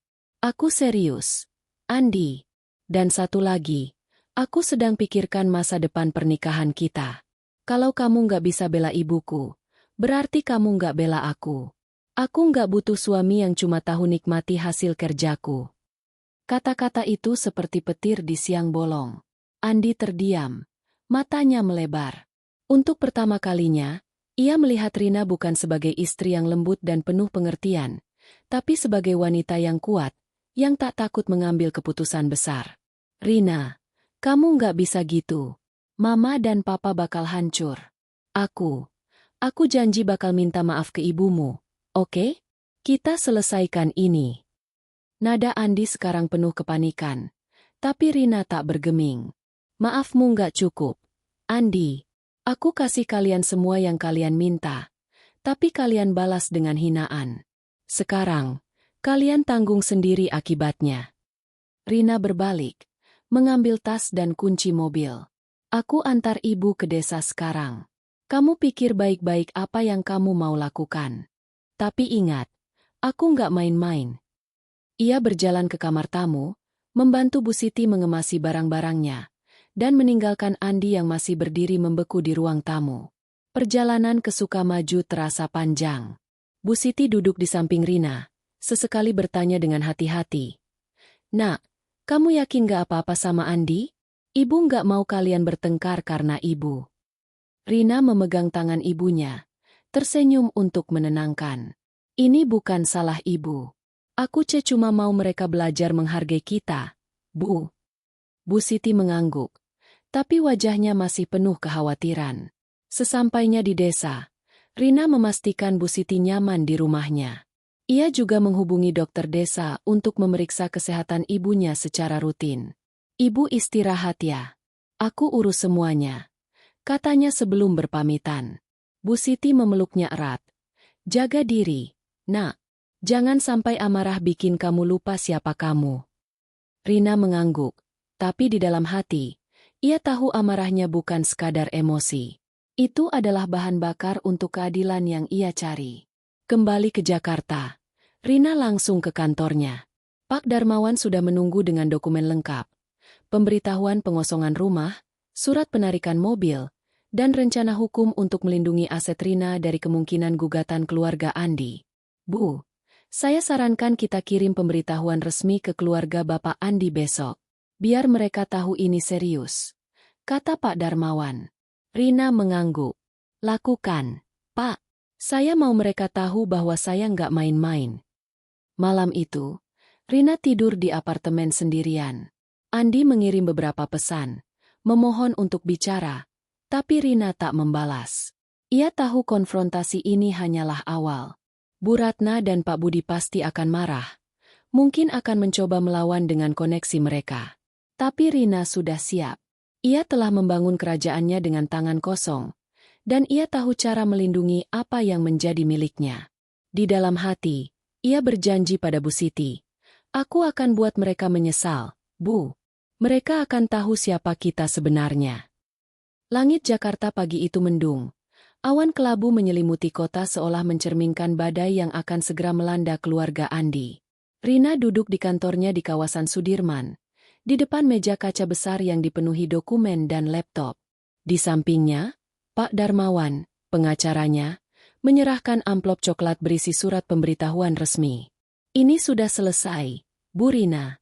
Surat pengosongan rumah BSD, pemberitahuan penarikan mobil, dan konfirmasi pembatalan kartu kredit. Saya juga sudah koordinasi dengan bank dan leasing untuk memastikan semuanya berjalan lancar. Katanya dengan nada profesional. Rina mengangguk. Matanya menelusuri baris-baris teks di surat itu. Kata-kata seperti, pengosongan dalam waktu 30 hari, dan penghentian hak penggunaan properti, terasa dingin. Tapi bagi Rina, itu adalah langkah pertama menuju keadilan. Kirim surat ini hari ini juga. Pak, saya ingin mereka terima secepat mungkin, kata Rina, suaranya tegas. Pak Darmawan mengangguk, lalu menambahkan. Saya sarankan Ibu siap untuk reaksi mereka. Keluarga seperti ini biasanya tidak terima begitu saja. Rina tersenyum tipis, tapi matanya penuh tekad. Biarkan mereka coba melawan. Pak, saya tahu apa yang saya miliki, dan saya tahu hak saya. Setelah Pak Darmawan pergi, Rina menatap keluar jendela, melihat gedung-gedung tinggi yang menjulang. Di dalam hati, ia merasa campuran antara kepuasan dan kegelisahan. Ia tahu langkah ini akan mengubah segalanya. Tapi setelah penghinaan terhadap Bu Siti, ia tak punya pilihan lain. Di rumah mewah BSD, suasana pagi itu masih penuh kemewahan yang biasa. Bu Ratna duduk di ruang tamu, mengenakan gaun sutra dan memeriksa ponselnya untuk melihat undangan arisan berikutnya. Di garasi, Pak Budi sedang memoles Mercedes-Benz kesayangannya, bersiap untuk bertemu teman-teman di klub golf. Andi, yang semalam tidur di rumah orang tuanya setelah pertengkaran dengan Rina, baru bangun dan duduk di meja makan dengan wajah murung. "Ma, aku harus bicara sama Rina. Dia marah besar soal malam itu," katanya sambil menyeruput kopi. Bu Ratna mengangguk, tapi nadanya ringan. "Ya Tuhan, Andi, Rina cuma lebay. Ibumu itu emang sensitif. Lagian siapa suruh datang kalau nggak nyaman? Kamu ajak dia ngobrol. Dia pasti luluh." Saat itulah bel pintu berbunyi. Seorang kurir berdiri di depan pintu, menyerahkan amplop coklat kepada pembantu yang kemudian membawanya ke Bu Ratna. "Dari kantor pengacara, Bu," kata pembantu itu. Bu Ratna mengerutkan kening, membuka amplop dengan jari-jari yang dihiasi cincin berlian. Matanya menyipit saat membaca isi surat, lalu wajahnya memucat. "Andi, Budi, kemari cepat," teriaknya. Suaranya bergetar. Andi dan Pak Budi bergegas ke ruang tamu, bingung melihat ekspresi Bu Ratna yang panik. "Ini apa, Ma?" tanya Andi, mengambil surat itu. Saat ia membaca, wajahnya berubah dari bingung menjadi marah. "Rina gila. Dia mau usir kita dari rumah ini? 30 hari? Dan mobil juga ditarik." Pak Budi merebut surat itu. Matanya bergerak cepat membaca setiap baris. "Ini nggak masuk akal. Rumah ini kan hadiah dari Rina. Mana bisa dia tarik begitu saja?" Bu Ratna mulai menangis. Dramatis seperti biasa. "Aku bilang dari awal. Menantu dari kampung gak bisa dipercaya. Dia pikir dia siapa? Berani usir kita." Andi segera mengambil ponselnya, mencoba menghubungi Rina, Tapi panggilannya langsung masuk ke voicemail. Ia mengirim pesan. Rina, ini serius? Kamu beneran mau usir mama dan papa? Kita ngomong dong. Tapi tak ada balasan. Andi merasa panik, tapi juga marah. Dia nggak bisa seenaknya gini. Aku suaminya. Aku punya hak atas semua ini. Pak Budi mengangguk, mencoba menenangkan. Tenang, Andi. Aku punya teman di pengadilan. Kita bisa lawan ini. Rina nggak akan menang. Tapi kenyataan mulai menghantam mereka. Sore itu, seorang petugas dari perusahaan leasing datang untuk menarik BMW dan Mercedes dari garasi. Maaf, Pak. Ini perintah dari pemilik kontrak, PT Sari Alam Cosmetics. Kata petugas itu dengan sopan tapi tegas. Pak Budi berteriak. Kalian gak bisa ambil mobil kami. Ini mobil keluarga. Tapi petugas menunjukkan dokumen resmi, dan dalam hitungan menit, kedua mobil itu diangkut dengan truk towing. Bu Ratna menangis histeris di teras. Tetangga mulai melongok dari jendela, dan Andi hanya berdiri mematung, tak tahu harus berbuat apa. Malam itu, keluarga Andi berkumpul di ruang tamu, suasana penuh ketegangan. Bu Ratna masih menangis, memegang ponselnya yang kini tak bisa digunakan untuk belanja online karena kartu kreditnya ditolak. Aku coba beli tiket buat arisan besok, tapi kartunya nggak bisa dipakai. Rina benar-benar kejam. Katanya, suaranya parau. Pak Budi mencoba menghubungi kenalannya di bank, tapi jawabannya sama. Rekening yang biasa mereka gunakan untuk kebutuhan sehari-hari telah dibekukan atas perintah Rina. Andi, yang biasanya penuh pesona, kini terlihat kalah. Aku nggak ngerti kenapa Rina sampai segitunya. Cuma gara-gara ibunya diomongin dikit. Dikit? Andi, kamu sendiri yang bentak ibunya. Sekarang kita yang kena batunya. Bentak Pak Budi, untuk pertama kalinya menyalahkan anaknya. Bu Ratna menyela. Ini semua salah Rina. Dia pikir dia siapa? Bisa buat kita sengsara? Aku akan hubungi teman-temanku. Kita bikin dia malu di media sosial. Tapi di dalam hati, mereka tahu ancaman mereka lemah.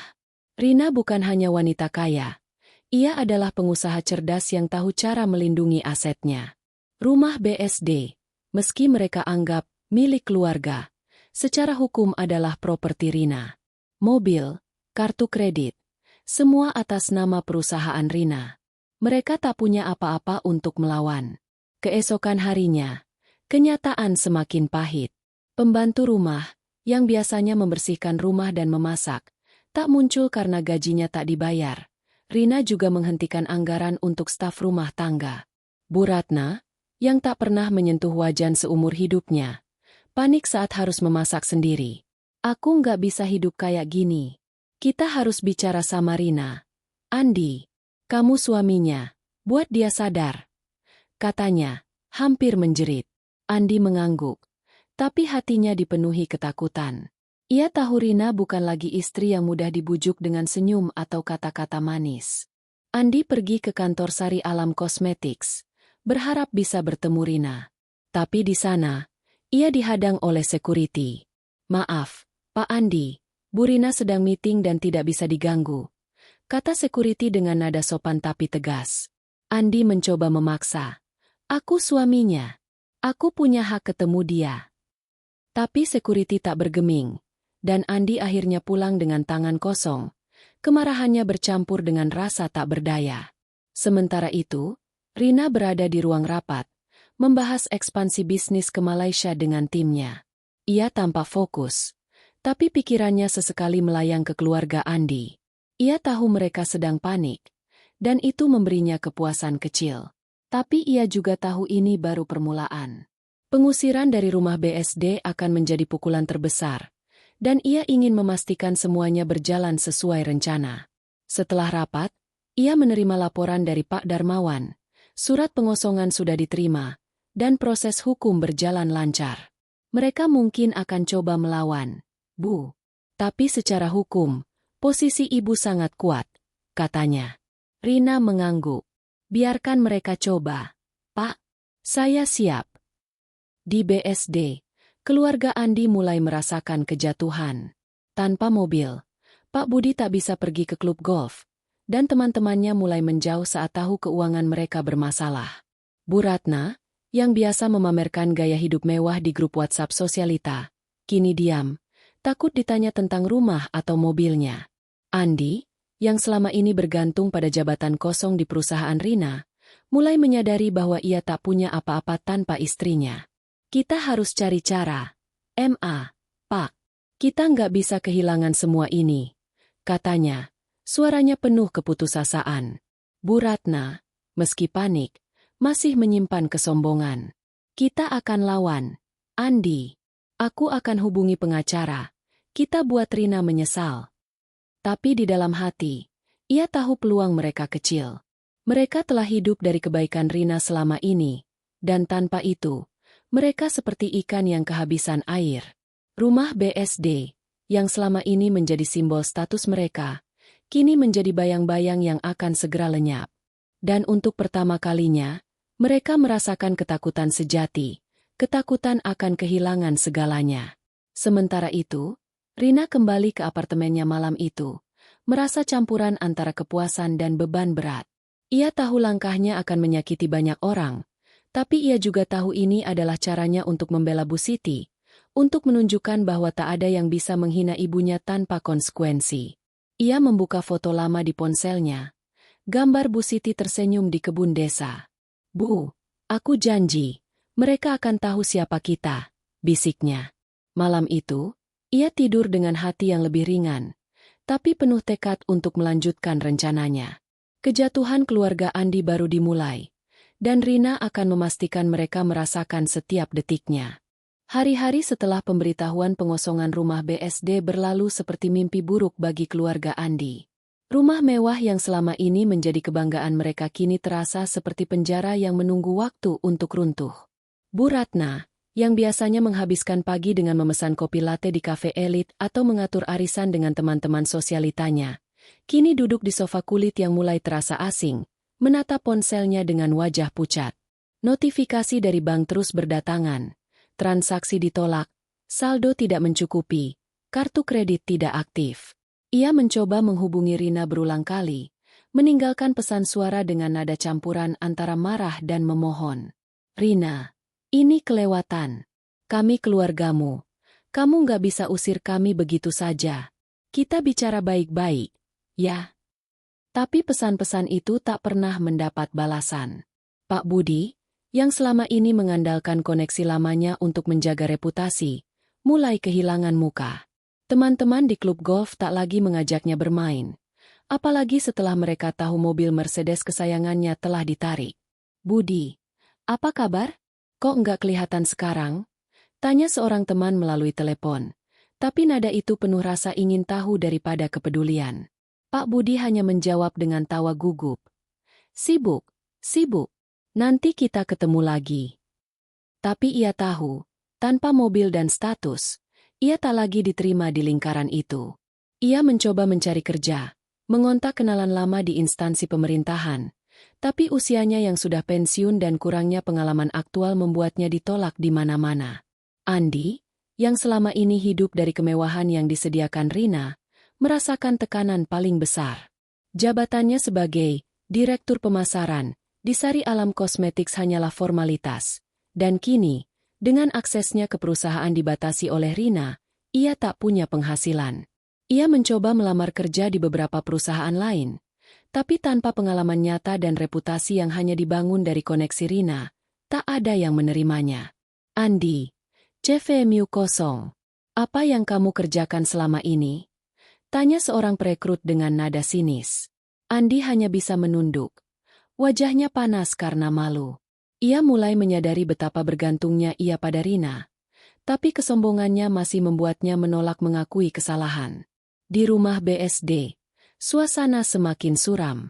Tanpa pembantu, rumah yang dulu bersih mengilap kini mulai berdebu. Tumpukan piring kotor menumpuk di wastafel karena Bu Ratna tak tahu cara mencuci dengan benar. Aku nggak pernah pegang sabun cuci piring. Ini bukan hidupku, keluhnya suatu sore, sambil melempar spons ke meja dapur. Pak Budi, yang mencoba membantu, malah membuat kekacauan dengan menumpahkan air sabun ke lantai. Mereka akhirnya memesan makanan dari warung sederhana di dekat kompleks. Sesuatu yang tak pernah terbayang oleh Bu Ratna sebelumnya. Makanan apa ini? Minyaknya banyak, baunya aneh. Katanya dengan jijik, tapi perutnya yang lapar memaksanya menelan nasi goreng itu. Keuangan mereka semakin menipis. Rekening yang biasanya diisi Rina kini kosong. Dan tabungan pribadi mereka sudah habis sejak lama karena gaya hidup mewah. Bu Ratna mencoba menjual beberapa perhiasannya. Tapi harga yang ditawarkan jauh di bawah ekspektasinya. Ini berlian asli, masa cuma dihargai segini? Protesnya di toko emas, tapi penutupnya hanya mengangkat bahu. Pasar lagi susah, Bu. Ambil atau tinggalkan. Dengan terpaksa, ia menjual sepasang anting untuk membayar tagihan listrik yang sudah menumpuk. Tapi itu hanya solusi sementara. Andi, yang mulai putus asa, memutuskan untuk mencoba mendatangi apartemen Rina. Ia berdiri di lobi gedung SCBD, mengenakan kemeja kusut yang jauh dari penampilan glamornya dulu. Saya mau ketemu istri saya, Rina, katanya pada resepsionis, tapi jawabannya dingin. Maaf, Pak, Bu Rina tidak menerima tamu tanpa janji. Andi memohon, bahkan mencoba menggunakan pesonanya, tapi sia-sia. Rina telah menginstruksikan security untuk tidak membiarkan Andi masuk. Di dalam hati, Andi merasa campuran antara kemarahan dan keputusasaan. Dia pikir dia siapa? Aku suaminya. Gumamnya. Tapi ia tahu ia tak punya kuasa apa-apa. Sementara itu, Rina berada di kantornya, fokus pada ekspansi bisnis ke Malaysia. Ia baru saja menandatangani kontrak dengan distributor besar di Kuala Lumpur. Sebuah langkah yang akan menggandakan pendapatan Sari Alam Cosmetics. Tapi di sela-sela rapat dan panggilan telepon, ia memantau situasi keluarga Andi melalui laporan dari Pak Darmawan. Mereka mulai panik. Bu, Ibu Ratna mencoba hubungi pengacara, tapi tak ada yang mau ambil kasus mereka tanpa bayaran besar, kata Pak Darmawan dalam panggilan telepon. Rina mengangguk, merasa kepuasan kecil. Bagus, Pak. Pastikan semua berjalan sesuai rencana. Saya nggak mau ada celah. Rina juga mengunjungi Bu Siti di Desa Sukamaju akhir pekan itu. Ibunya terlihat lebih sehat, berkat obat-obatan baru dan udara segar desa. Nak, kamu yakin sama apa yang kamu lakukan? Ibu nggak mau kamu benci keluargamu sendiri, kata Bu Siti sambil menyiram tanaman di kebun. Rina memeluk ibunya. Bu, mereka bukan keluarga kalau cuma tahu manfaatin aku dan hina ibu. Aku cuma mau mereka belajar menghargai kita. Bu Siti mengangguk, tapi matanya penuh kekhawatiran. Jangan sampai amarah bikin kamu lupa kebaikan. Nak, katanya pelan. Rina tersenyum, tapi di dalam hati, ia tahu kebaikannya untuk keluarga Andi sudah habis. Kembali di BSD, batas waktu 30 hari untuk pengosongan rumah semakin dekat. Bu Ratna mulai panik, mencoba mencari tempat tinggal baru, tapi tanpa uang, pilihannya terbatas. Mereka akhirnya menyewa kontrakan kecil di pinggiran Jakarta, sebuah rumah petak dengan dinding cat mengelupas dan atap yang bocor saat hujan. Ini nggak manusiawi. Aku nggak bisa hidup di tempat kayak gini, teriak Bu Ratna saat melihat kontrakan itu. Pak Budi mencoba menenangkan. Sabar, Ratna. Kita cari cara keluar dari ini. Tapi suaranya tak lagi penuh keyakinan seperti dulu. Andi, yang merasa semakin terpojok, mulai minum lebih sering. Ia menghabiskan malam di warung pinggir jalan, mengeluh pada siapa saja yang mau mendengar. Istriku gila, dia ambil semua yang aku punya, katanya pada seorang teman. Tapi teman itu hanya mengangguk sambil menjaga jarak. Reputasi Andi sebagai suami pengusaha sukses telah runtuh, dan teman-temannya mulai menjauh. Riko, adiknya, yang baru lulus kuliah, juga tak bisa membantu. Ia mencoba mencari kerja, tapi tanpa pengalaman dan koneksi, ia hanya mendapat pekerjaan sebagai kurir, sesuatu yang membuat Bu Ratna menangis setiap kali memikirkannya. Anakku lulusan luar negeri, masa jadi kurir? Katanya, wajahnya penuh keputusasaan. Bu Ratna sendiri mulai merasakan dampak fisik dari stres. Ia sering pingsan, tekanan darahnya naik turun, Dan dokter yang biasa ia kunjungi menolak melayaninya karena tagihan sebelumnya belum dibayar. Ibu harus bayar dulu, baru bisa periksa, kata perawat di klinik. Bu Ratna pulang dengan tangan kosong, hanya membawa obat generik dari apotek. Ia duduk di kontrakan, menatap dinding yang lembab, dan untuk pertama kalinya, ia merasa benar-benar tak berdaya. Sementara itu, Rina terus memantau dari kejauhan. Ia tak merasa senang melihat penderitaan mereka, tapi ia juga tak merasa bersalah. Mereka menuai apa yang mereka tanam, pikirnya. Ia tahu langkah berikutnya adalah pengosongan rumah BSD, dan ia sudah menyiapkan tim hukum untuk memastikan proses itu berjalan lancar. Pak Darmawan melaporkan bahwa Bu Ratna mencoba menghubungi pengacara lain, tapi tak ada yang mau mengambil kasus mereka karena bukti kepemilikan Rina terlalu kuat. Mereka mungkin akan coba buat drama, Bu. Tapi secara hukum, mereka nggak punya peluang, kata Pak Darmawan. Rina mengangguk. Biarkan mereka coba. Saya mau mereka tahu, mereka nggak bisa main-main sama saya. Di kontrakan kecil itu, keluarga Andi berkumpul malam itu, diterangi lampu neon yang berkedip-kedip. Bu Ratna menangis. Pak Budi diam dengan wajah murung, dan Andi memegang kepalanya, mencoba mencari jalan keluar. Kita harus bicara sama Rina. Aku akan minta maaf, aku akan buat dia balik, kata Andi. Tapi suaranya lemah. Bu Ratna menggeleng. Dia nggak akan dengar, Andi. Dia kejam. Kita harus cari cara lain. Tapi mereka tahu, tanpa Rina, mereka tak punya apa-apa. Kehidupan sengsara mereka baru dimulai, dan bayang-bayang kemiskinan semakin nyata. Rina, di apartemennya, membaca laporan terbaru dari Pak Darmawan. Rumah BSD akan dikosongkan dalam seminggu. Dan ia sudah punya rencana untuk menjualnya atau menyewakannya. Ia menutup laptop, menatap foto Bu Siti di meja kerjanya. Bu, ini untuk Ibu, bisiknya. Untuk pertama kalinya dalam beberapa hari, ia tersenyum kecil, merasa langkahnya membawa keadilan bagi ibunya. Tapi ia tahu, perjuangan ini belum selesai. Keluarga Andi mungkin akan mencoba melawan. Dan Rina harus siap untuk menghadapi apapun yang mereka lemparkan. Hujan turun deras di pinggiran Jakarta, mengguyur kontrakan kecil tempat keluarga Andi kini tinggal. Atap bocor di sudut ruang tamu meneteskan air ke lantai, membentuk genangan kecil yang membuat Bu Ratna menggerutu setiap kali melewatinya. Ini bukan hidup, keluhnya, sambil menyeka air dengan kain lap yang sudah lusuh. Kontrakan itu jauh dari kemewahan rumah BSD yang dulu mereka tempati. Dindingnya mengelupas, bau apek menyengat dari saluran air di dekatnya, dan hanya ada 2 kamar sempit untuk mereka bertiga, Bu Ratna, Pak Budi, dan Andi. Riko, adik Andi, sudah pindah ke kos-kosan murah karena tak tahan dengan keluhan ibunya setiap hari. Kehidupan mereka yang dulu penuh kilau sosialita kini redup, digantikan oleh perjuangan untuk sekadar membayar tagihan listrik dan makan sehari-hari. Bu Ratna, yang masih menyimpan sisa-sisa kesombongan, tak bisa menerima kenyataan ini. Ia duduk di kursi plastik di ruang tamu, menatap ponselnya dengan wajah penuh amarah. Rina pikir dia bisa buat kita sengsara begini? Aku akan buat dia menyesal, katanya. Suaranya bergetar. Pak Budi, yang duduk di samping dengan wajah lelah, hanya menghela napas. Ratna, kita nggak punya apa-apa untuk melawan. Rumah itu atas nama dia. Mobil juga. Apa yang bisa kita lakukan? Andi, yang baru pulang dari wawancara kerja yang gagal lagi, melempar tasnya ke sudut ruangan. Aku akan coba bicara sama Rina lagi. Dia nggak bisa gitu sama suaminya sendiri, katanya, tapi nadanya tak lagi penuh percaya diri seperti dulu. Namun, Bu Ratna tak menyerah.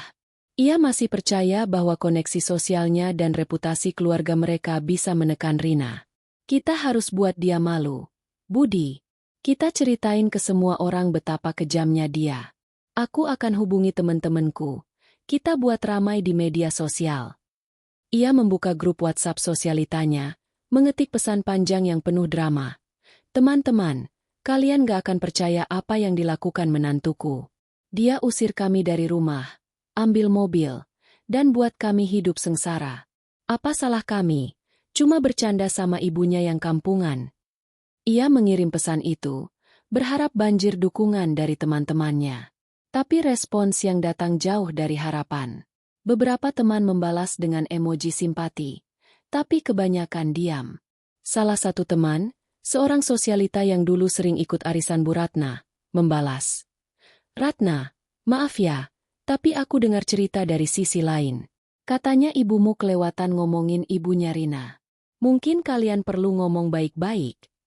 Pesan itu membuat Bu Ratna marah. Sisi lain apa? Mereka cuma dengar omongan Rina. Ia melempar ponsel ke sofa. Wajahnya memerah. Tapi di dalam hati, ia mulai merasa terisolasi. Teman-teman sosialitanya, yang dulu memuji rumah dan gaya hidupnya, kini menjaga jarak, tak ingin terseret ke drama keluarga mereka. Andi, yang masih menyimpan harapan untuk memperbaiki hubungannya dengan Rina, mencoba pendekatan lain. Ia pergi ke kantor polisi setempat, berharap bisa mengajukan laporan atas penyalahgunaan wewenang oleh Rina. "Istri saya ambil semua aset keluarga tanpa izin saya sebagai suami," katanya pada petugas. Tapi petugas, setelah memeriksa dokumen yang dibawa Andi, hanya menggeleng. "Pak, kalau rumah dan mobil itu atas nama Ibu Rina, secara hukum dia berhak melakukan apa saja. Ini urusan sipil, bukan pidana. Saran saya, selesaikan dengan pengacara." Andi pulang dengan tangan kosong. Kemarahannya bercampur dengan rasa tak berdaya. Ia tahu Rina telah mengamankan posisinya dengan baik, dan ia tak punya bukti untuk melawan. Bu Ratna, yang tak puas dengan kegagalan Andi, memutuskan untuk mengambil langkah lebih drastis. Ia menghubungi seorang kenalan yang mengaku punya orang dalam di media online lokal. "Buah hati menantu durhaka usir mertua dari rumah mewah." Begitu headline yang ia usulkan. Ia menceritakan versi dramatis dari kisah mereka, melebih-lebihkan detail untuk membuat Rina terlihat kejam. "Dia cuma anak kampung yang lupa daratan. Sekarang dia buang kami kayak sampah," katanya pada wartawan itu.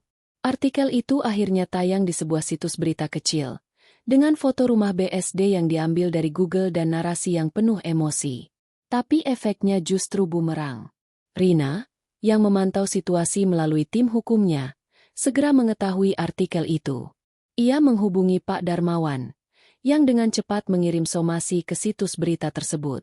"Artikel ini memfitnah klien saya, Bu Rina, dengan informasi yang tidak diverifikasi. Kami menuntut pencabutan artikel dan permintaan maaf resmi dalam 24 jam, atau kami akan ajukan gugatan pencemaran nama baik," bunyi surat itu. Situs berita, yang tak ingin berurusan dengan pengacara besar, segera mencabut artikel dan mengeluarkan permintaan maaf.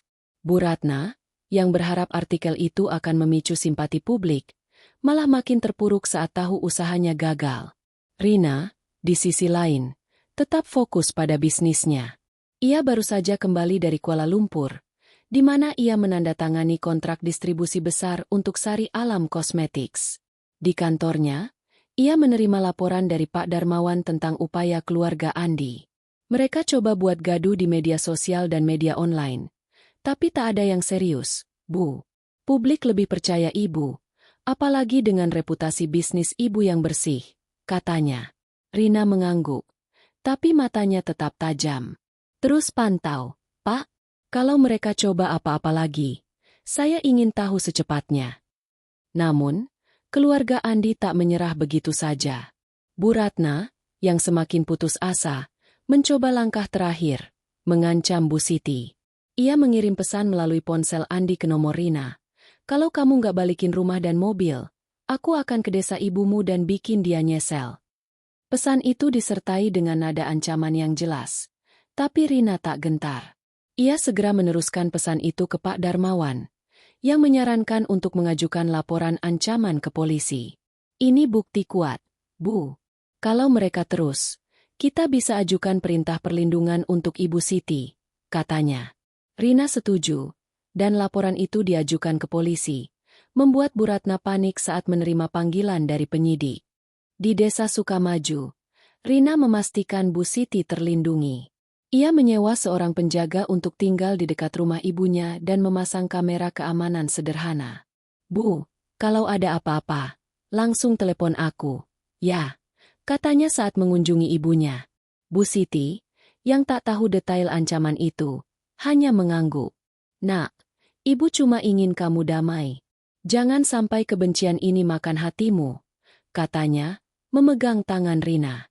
Rina tersenyum, tapi di dalam hati, ia tahu ia tak bisa mundur. Ini bukan kebencian, Bu.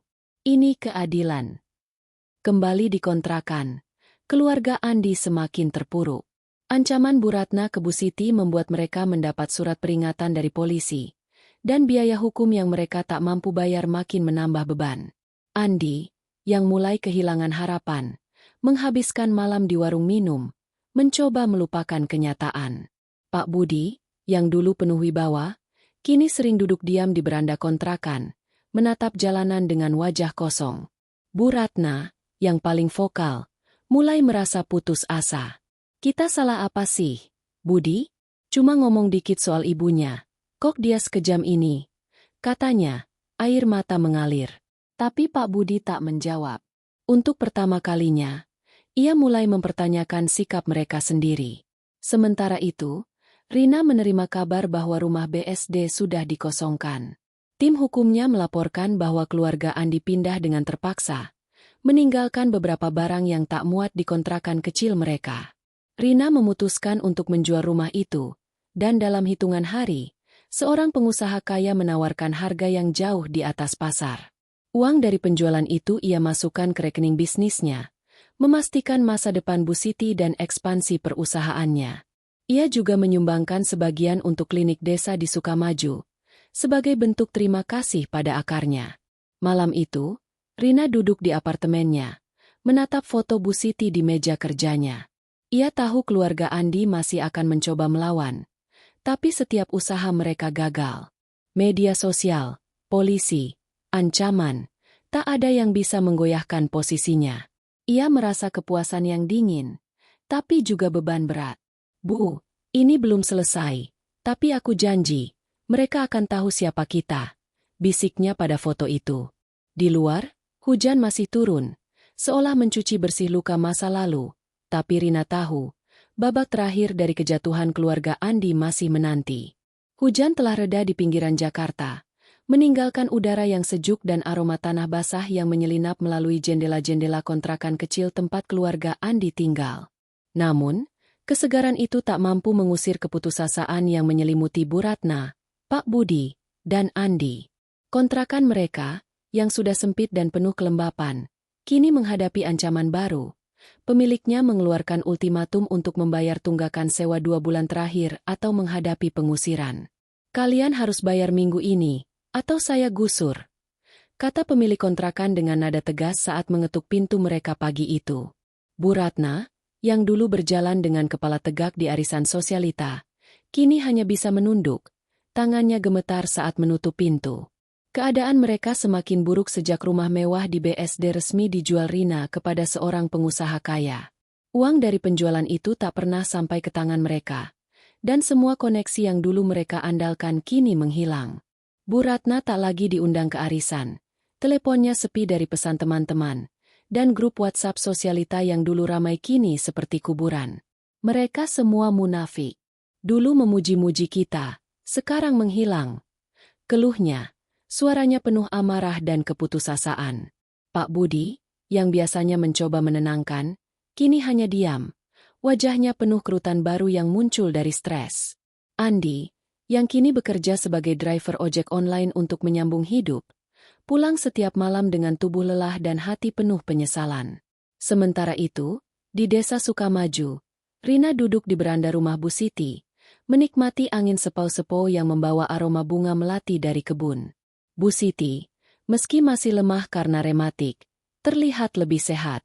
Klinik kecil yang didanai Rina kini menjadi penyelamat bagi warga desa, dan dokter yang ditugaskan di sana rutin memeriksa kesehatan Bu Siti. Nak, kamu nggak capek bolak-balik Jakarta Sukamaju?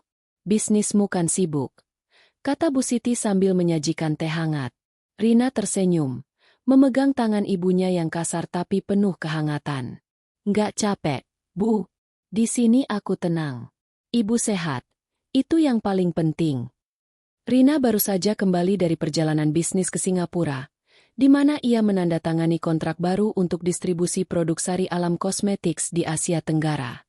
Bisnisnya kini berkembang pesat, dengan pendapatan yang terus meningkat dan rencana membuka pabrik baru di Bandung. Tapi di balik kesuksesan itu, ia tak pernah melupakan apa yang membawanya ke titik ini. Penghinaan terhadap Bu Siti di malam makan malam yang kini terasa seperti kenangan jauh. Setiap kali ia memikirkan keluarga Andi, ada kepuasan dingin di hatinya, tapi juga kelegaan karena ia telah melindungi ibunya dan mengambil kembali apa yang menjadi haknya. Kembali di Jakarta, keluarga Andi akhirnya kehilangan kontrakan mereka. Pemilik tak mau menunggu lagi, dan dengan tunggakan sewa yang tak terbayar, mereka dipaksa pindah.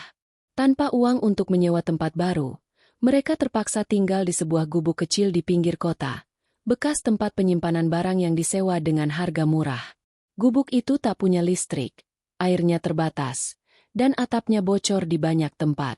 Bu Ratna, yang dulu tak pernah menyentuh air kotor, kini terpaksa mengambil air dari sumur tetangga dengan ember tua. "Ini bukan hidup, Budi. Kita jadi gelandangan," teriaknya suatu malam. Air mata mengalir di wajahnya yang kini tak lagi dirias.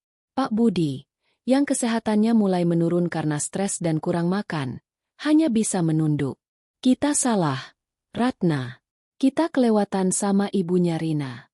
Mungkin ini hukuman kita," katanya pelan. Suaranya penuh penyesalan.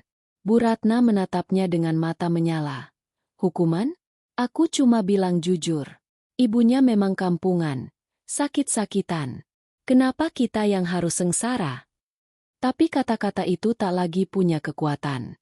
Ia tahu, di dalam hati, bahwa kesombongan mereka telah membawa mereka ke titik ini. Andi, yang kini bekerja dari pagi hingga tengah malam sebagai driver ojek, mulai melihat kenyataan dengan lebih jelas. Ia ingat malam makan malam itu, bagaimana ia membentak Bu Siti demi menjaga muka di depan tamunya. Ia ingat betapa ia mengabaikan perasaan Rina, istrinya, yang selama ini memberinya segalanya. "Aku salah, Ma," katanya suatu malam di gubuk itu, wajahnya penuh penyesalan. "Aku seharusnya bela Bu Siti, bukan malah ikut-ikutan." Bu Ratna, yang biasanya cepat membalas, hanya diam. Untuk pertama kalinya, ia tak punya kata-kata untuk membantah. Upaya terakhir mereka untuk membalas Rina telah gagal total. Ancaman Bu Ratna ke Bu Siti berujung pada laporan polisi, dan somasi yang dikirim Rina ke media online telah mematikan usaha mereka untuk memfitnah. Kini, mereka benar-benar kehabisan cara. Andi mencoba sekali lagi menghubungi Rina, mengirim pesan panjang yang penuh permintaan maaf. "Rina, aku tahu aku salah. Aku nggak seharusnya bentak ibumu. Aku janji akan berubah. Tolong, beri kami kesempatan." Tapi pesan itu tak pernah dibaca. Rina telah memblokir nomor Andi, memutuskan bahwa ia tak lagi ingin mendengar apapun dari suaminya. Di desa Sukamaju, Rina menerima kabar dari Pak Darmawan bahwa keluarga Andi kini tinggal di gubuk pinggiran kota. Mereka benar-benar jatuh, Bu. Tidak ada lagi aset atau koneksi yang bisa mereka andalkan, katanya melalui telepon. Rina mengangguk, menatap sawah hijau di depan rumah Bu Siti. "Terima kasih, Pak. Pastikan semua aset kita aman, dan kalau ada upaya lain dari mereka, kabari saya." Ia menutup telepon, merasa beban di dadanya semakin ringan. Ia tahu keluarga Andi kini hidup sengsara, tapi ia tak merasa iba. Mereka telah memilih jalan ini dengan menghina ibunya, dan Rina hanya memberikan apa yang pantas mereka terima. Beberapa minggu kemudian, kabar tentang Bu Ratna sampai ke telinga Rina melalui seorang kenalan di Jakarta. Bu Ratna, yang tak tahan dengan kehidupan di gubuk, mencoba mencari bantuan dari teman-teman lamanya, tapi tak ada yang mau membantu. Ia akhirnya datang ke kantor Rina, berdiri di lobi dengan pakaian sederhana yang jauh dari gaya sosialitanya dulu. "Rina, tolong, aku minta maaf. Kami salah. Aku salah. Aku nggak seharusnya bilang gitu soal ibumu. Tolong bantu kami," katanya. Air mata mengalir di wajahnya yang kini penuh kerutan. Rina menatapnya dari balik meja di ruang kerjanya. Wajahnya dingin tapi terkendali. "Ibu, maafmu datang terlambat. Kalian punya kesempatan untuk menghargai aku dan ibuku, tapi kalian pilih hina kami. Sekarang, tanggung sendiri akibatnya. Bu Ratna menangis lebih keras, mencoba memohon, tapi security segera mengantarnya keluar. Rina menutup mata sejenak, menghela napas. Ia tak merasa senang melihat Bu Ratna begitu, tapi ia juga tak merasa bersalah. Ini adalah keadilan yang ia cari. Kehidupan keluarga Andi terus merosot. Andi kehilangan pekerjaan sebagai driver ojek karena motornya disita akibat cicilan yang tak terbayar. Pak Budi jatuh sakit, tak mampu membayar dokter, dan hanya bisa berobat dengan obat generik dari puskesmas. Bu Ratna, yang kini terpaksa menjual makanan ringan di pinggir jalan, sering terlihat menangis sendirian di malam hari, menyesali kesombongannya. Mereka benar-benar menjadi gelandangan, hidup dari belas kasihan tetangga dan bantuan sosial yang minim. Sementara itu, Rina membangun kehidupan baru. Ia membeli rumah sederhana tapi nyaman di dekat desa Sukamaju untuk Bu Siti, lengkap dengan taman kecil yang penuh bunga. Ia sendiri pindah ke apartemen baru di Jakarta, lebih kecil tapi lebih sesuai dengan kebutuhannya sebagai wanita lajang. Ia telah mengajukan cerai dari Andi, dan proses itu berjalan lancar berkat bukti-bukti yang dikumpulkan Pak Darmawan. Bisnisnya terus berkembang, dan ia menjadi panutan bagi banyak wanita muda, terutama dari desa, yang bermimpi meraih sukses. Malam itu, di rumah baru Bu Siti, Rina duduk bersama ibunya, menikmati semangkuk kolplay khas desa yang dibuat Bu Siti. Mereka tertawa, mengenang masa kecil Rina di sawah. "Bu, aku janji akan selalu jaga ibu," kata Rina, memeluk ibunya erat. Bu Siti tersenyum, matanya penuh kebanggaan. "Kamu sudah buktikan, Nak. Tapi ingat, kebahagiaan itu bukan dari membalas dendam, tapi dari hati yang damai." Rina mengangguk. Tahu ibunya benar, tapi di dalam hati, ia merasa damai. Ia telah membela ibunya, mengambil kembali apa yang menjadi haknya, dan menunjukkan pada dunia bahwa tak ada yang bisa merendahkan mereka tanpa akibat. Keluarga Andi kini hidup sengsara, tapi Rina tak lagi memikirkan mereka.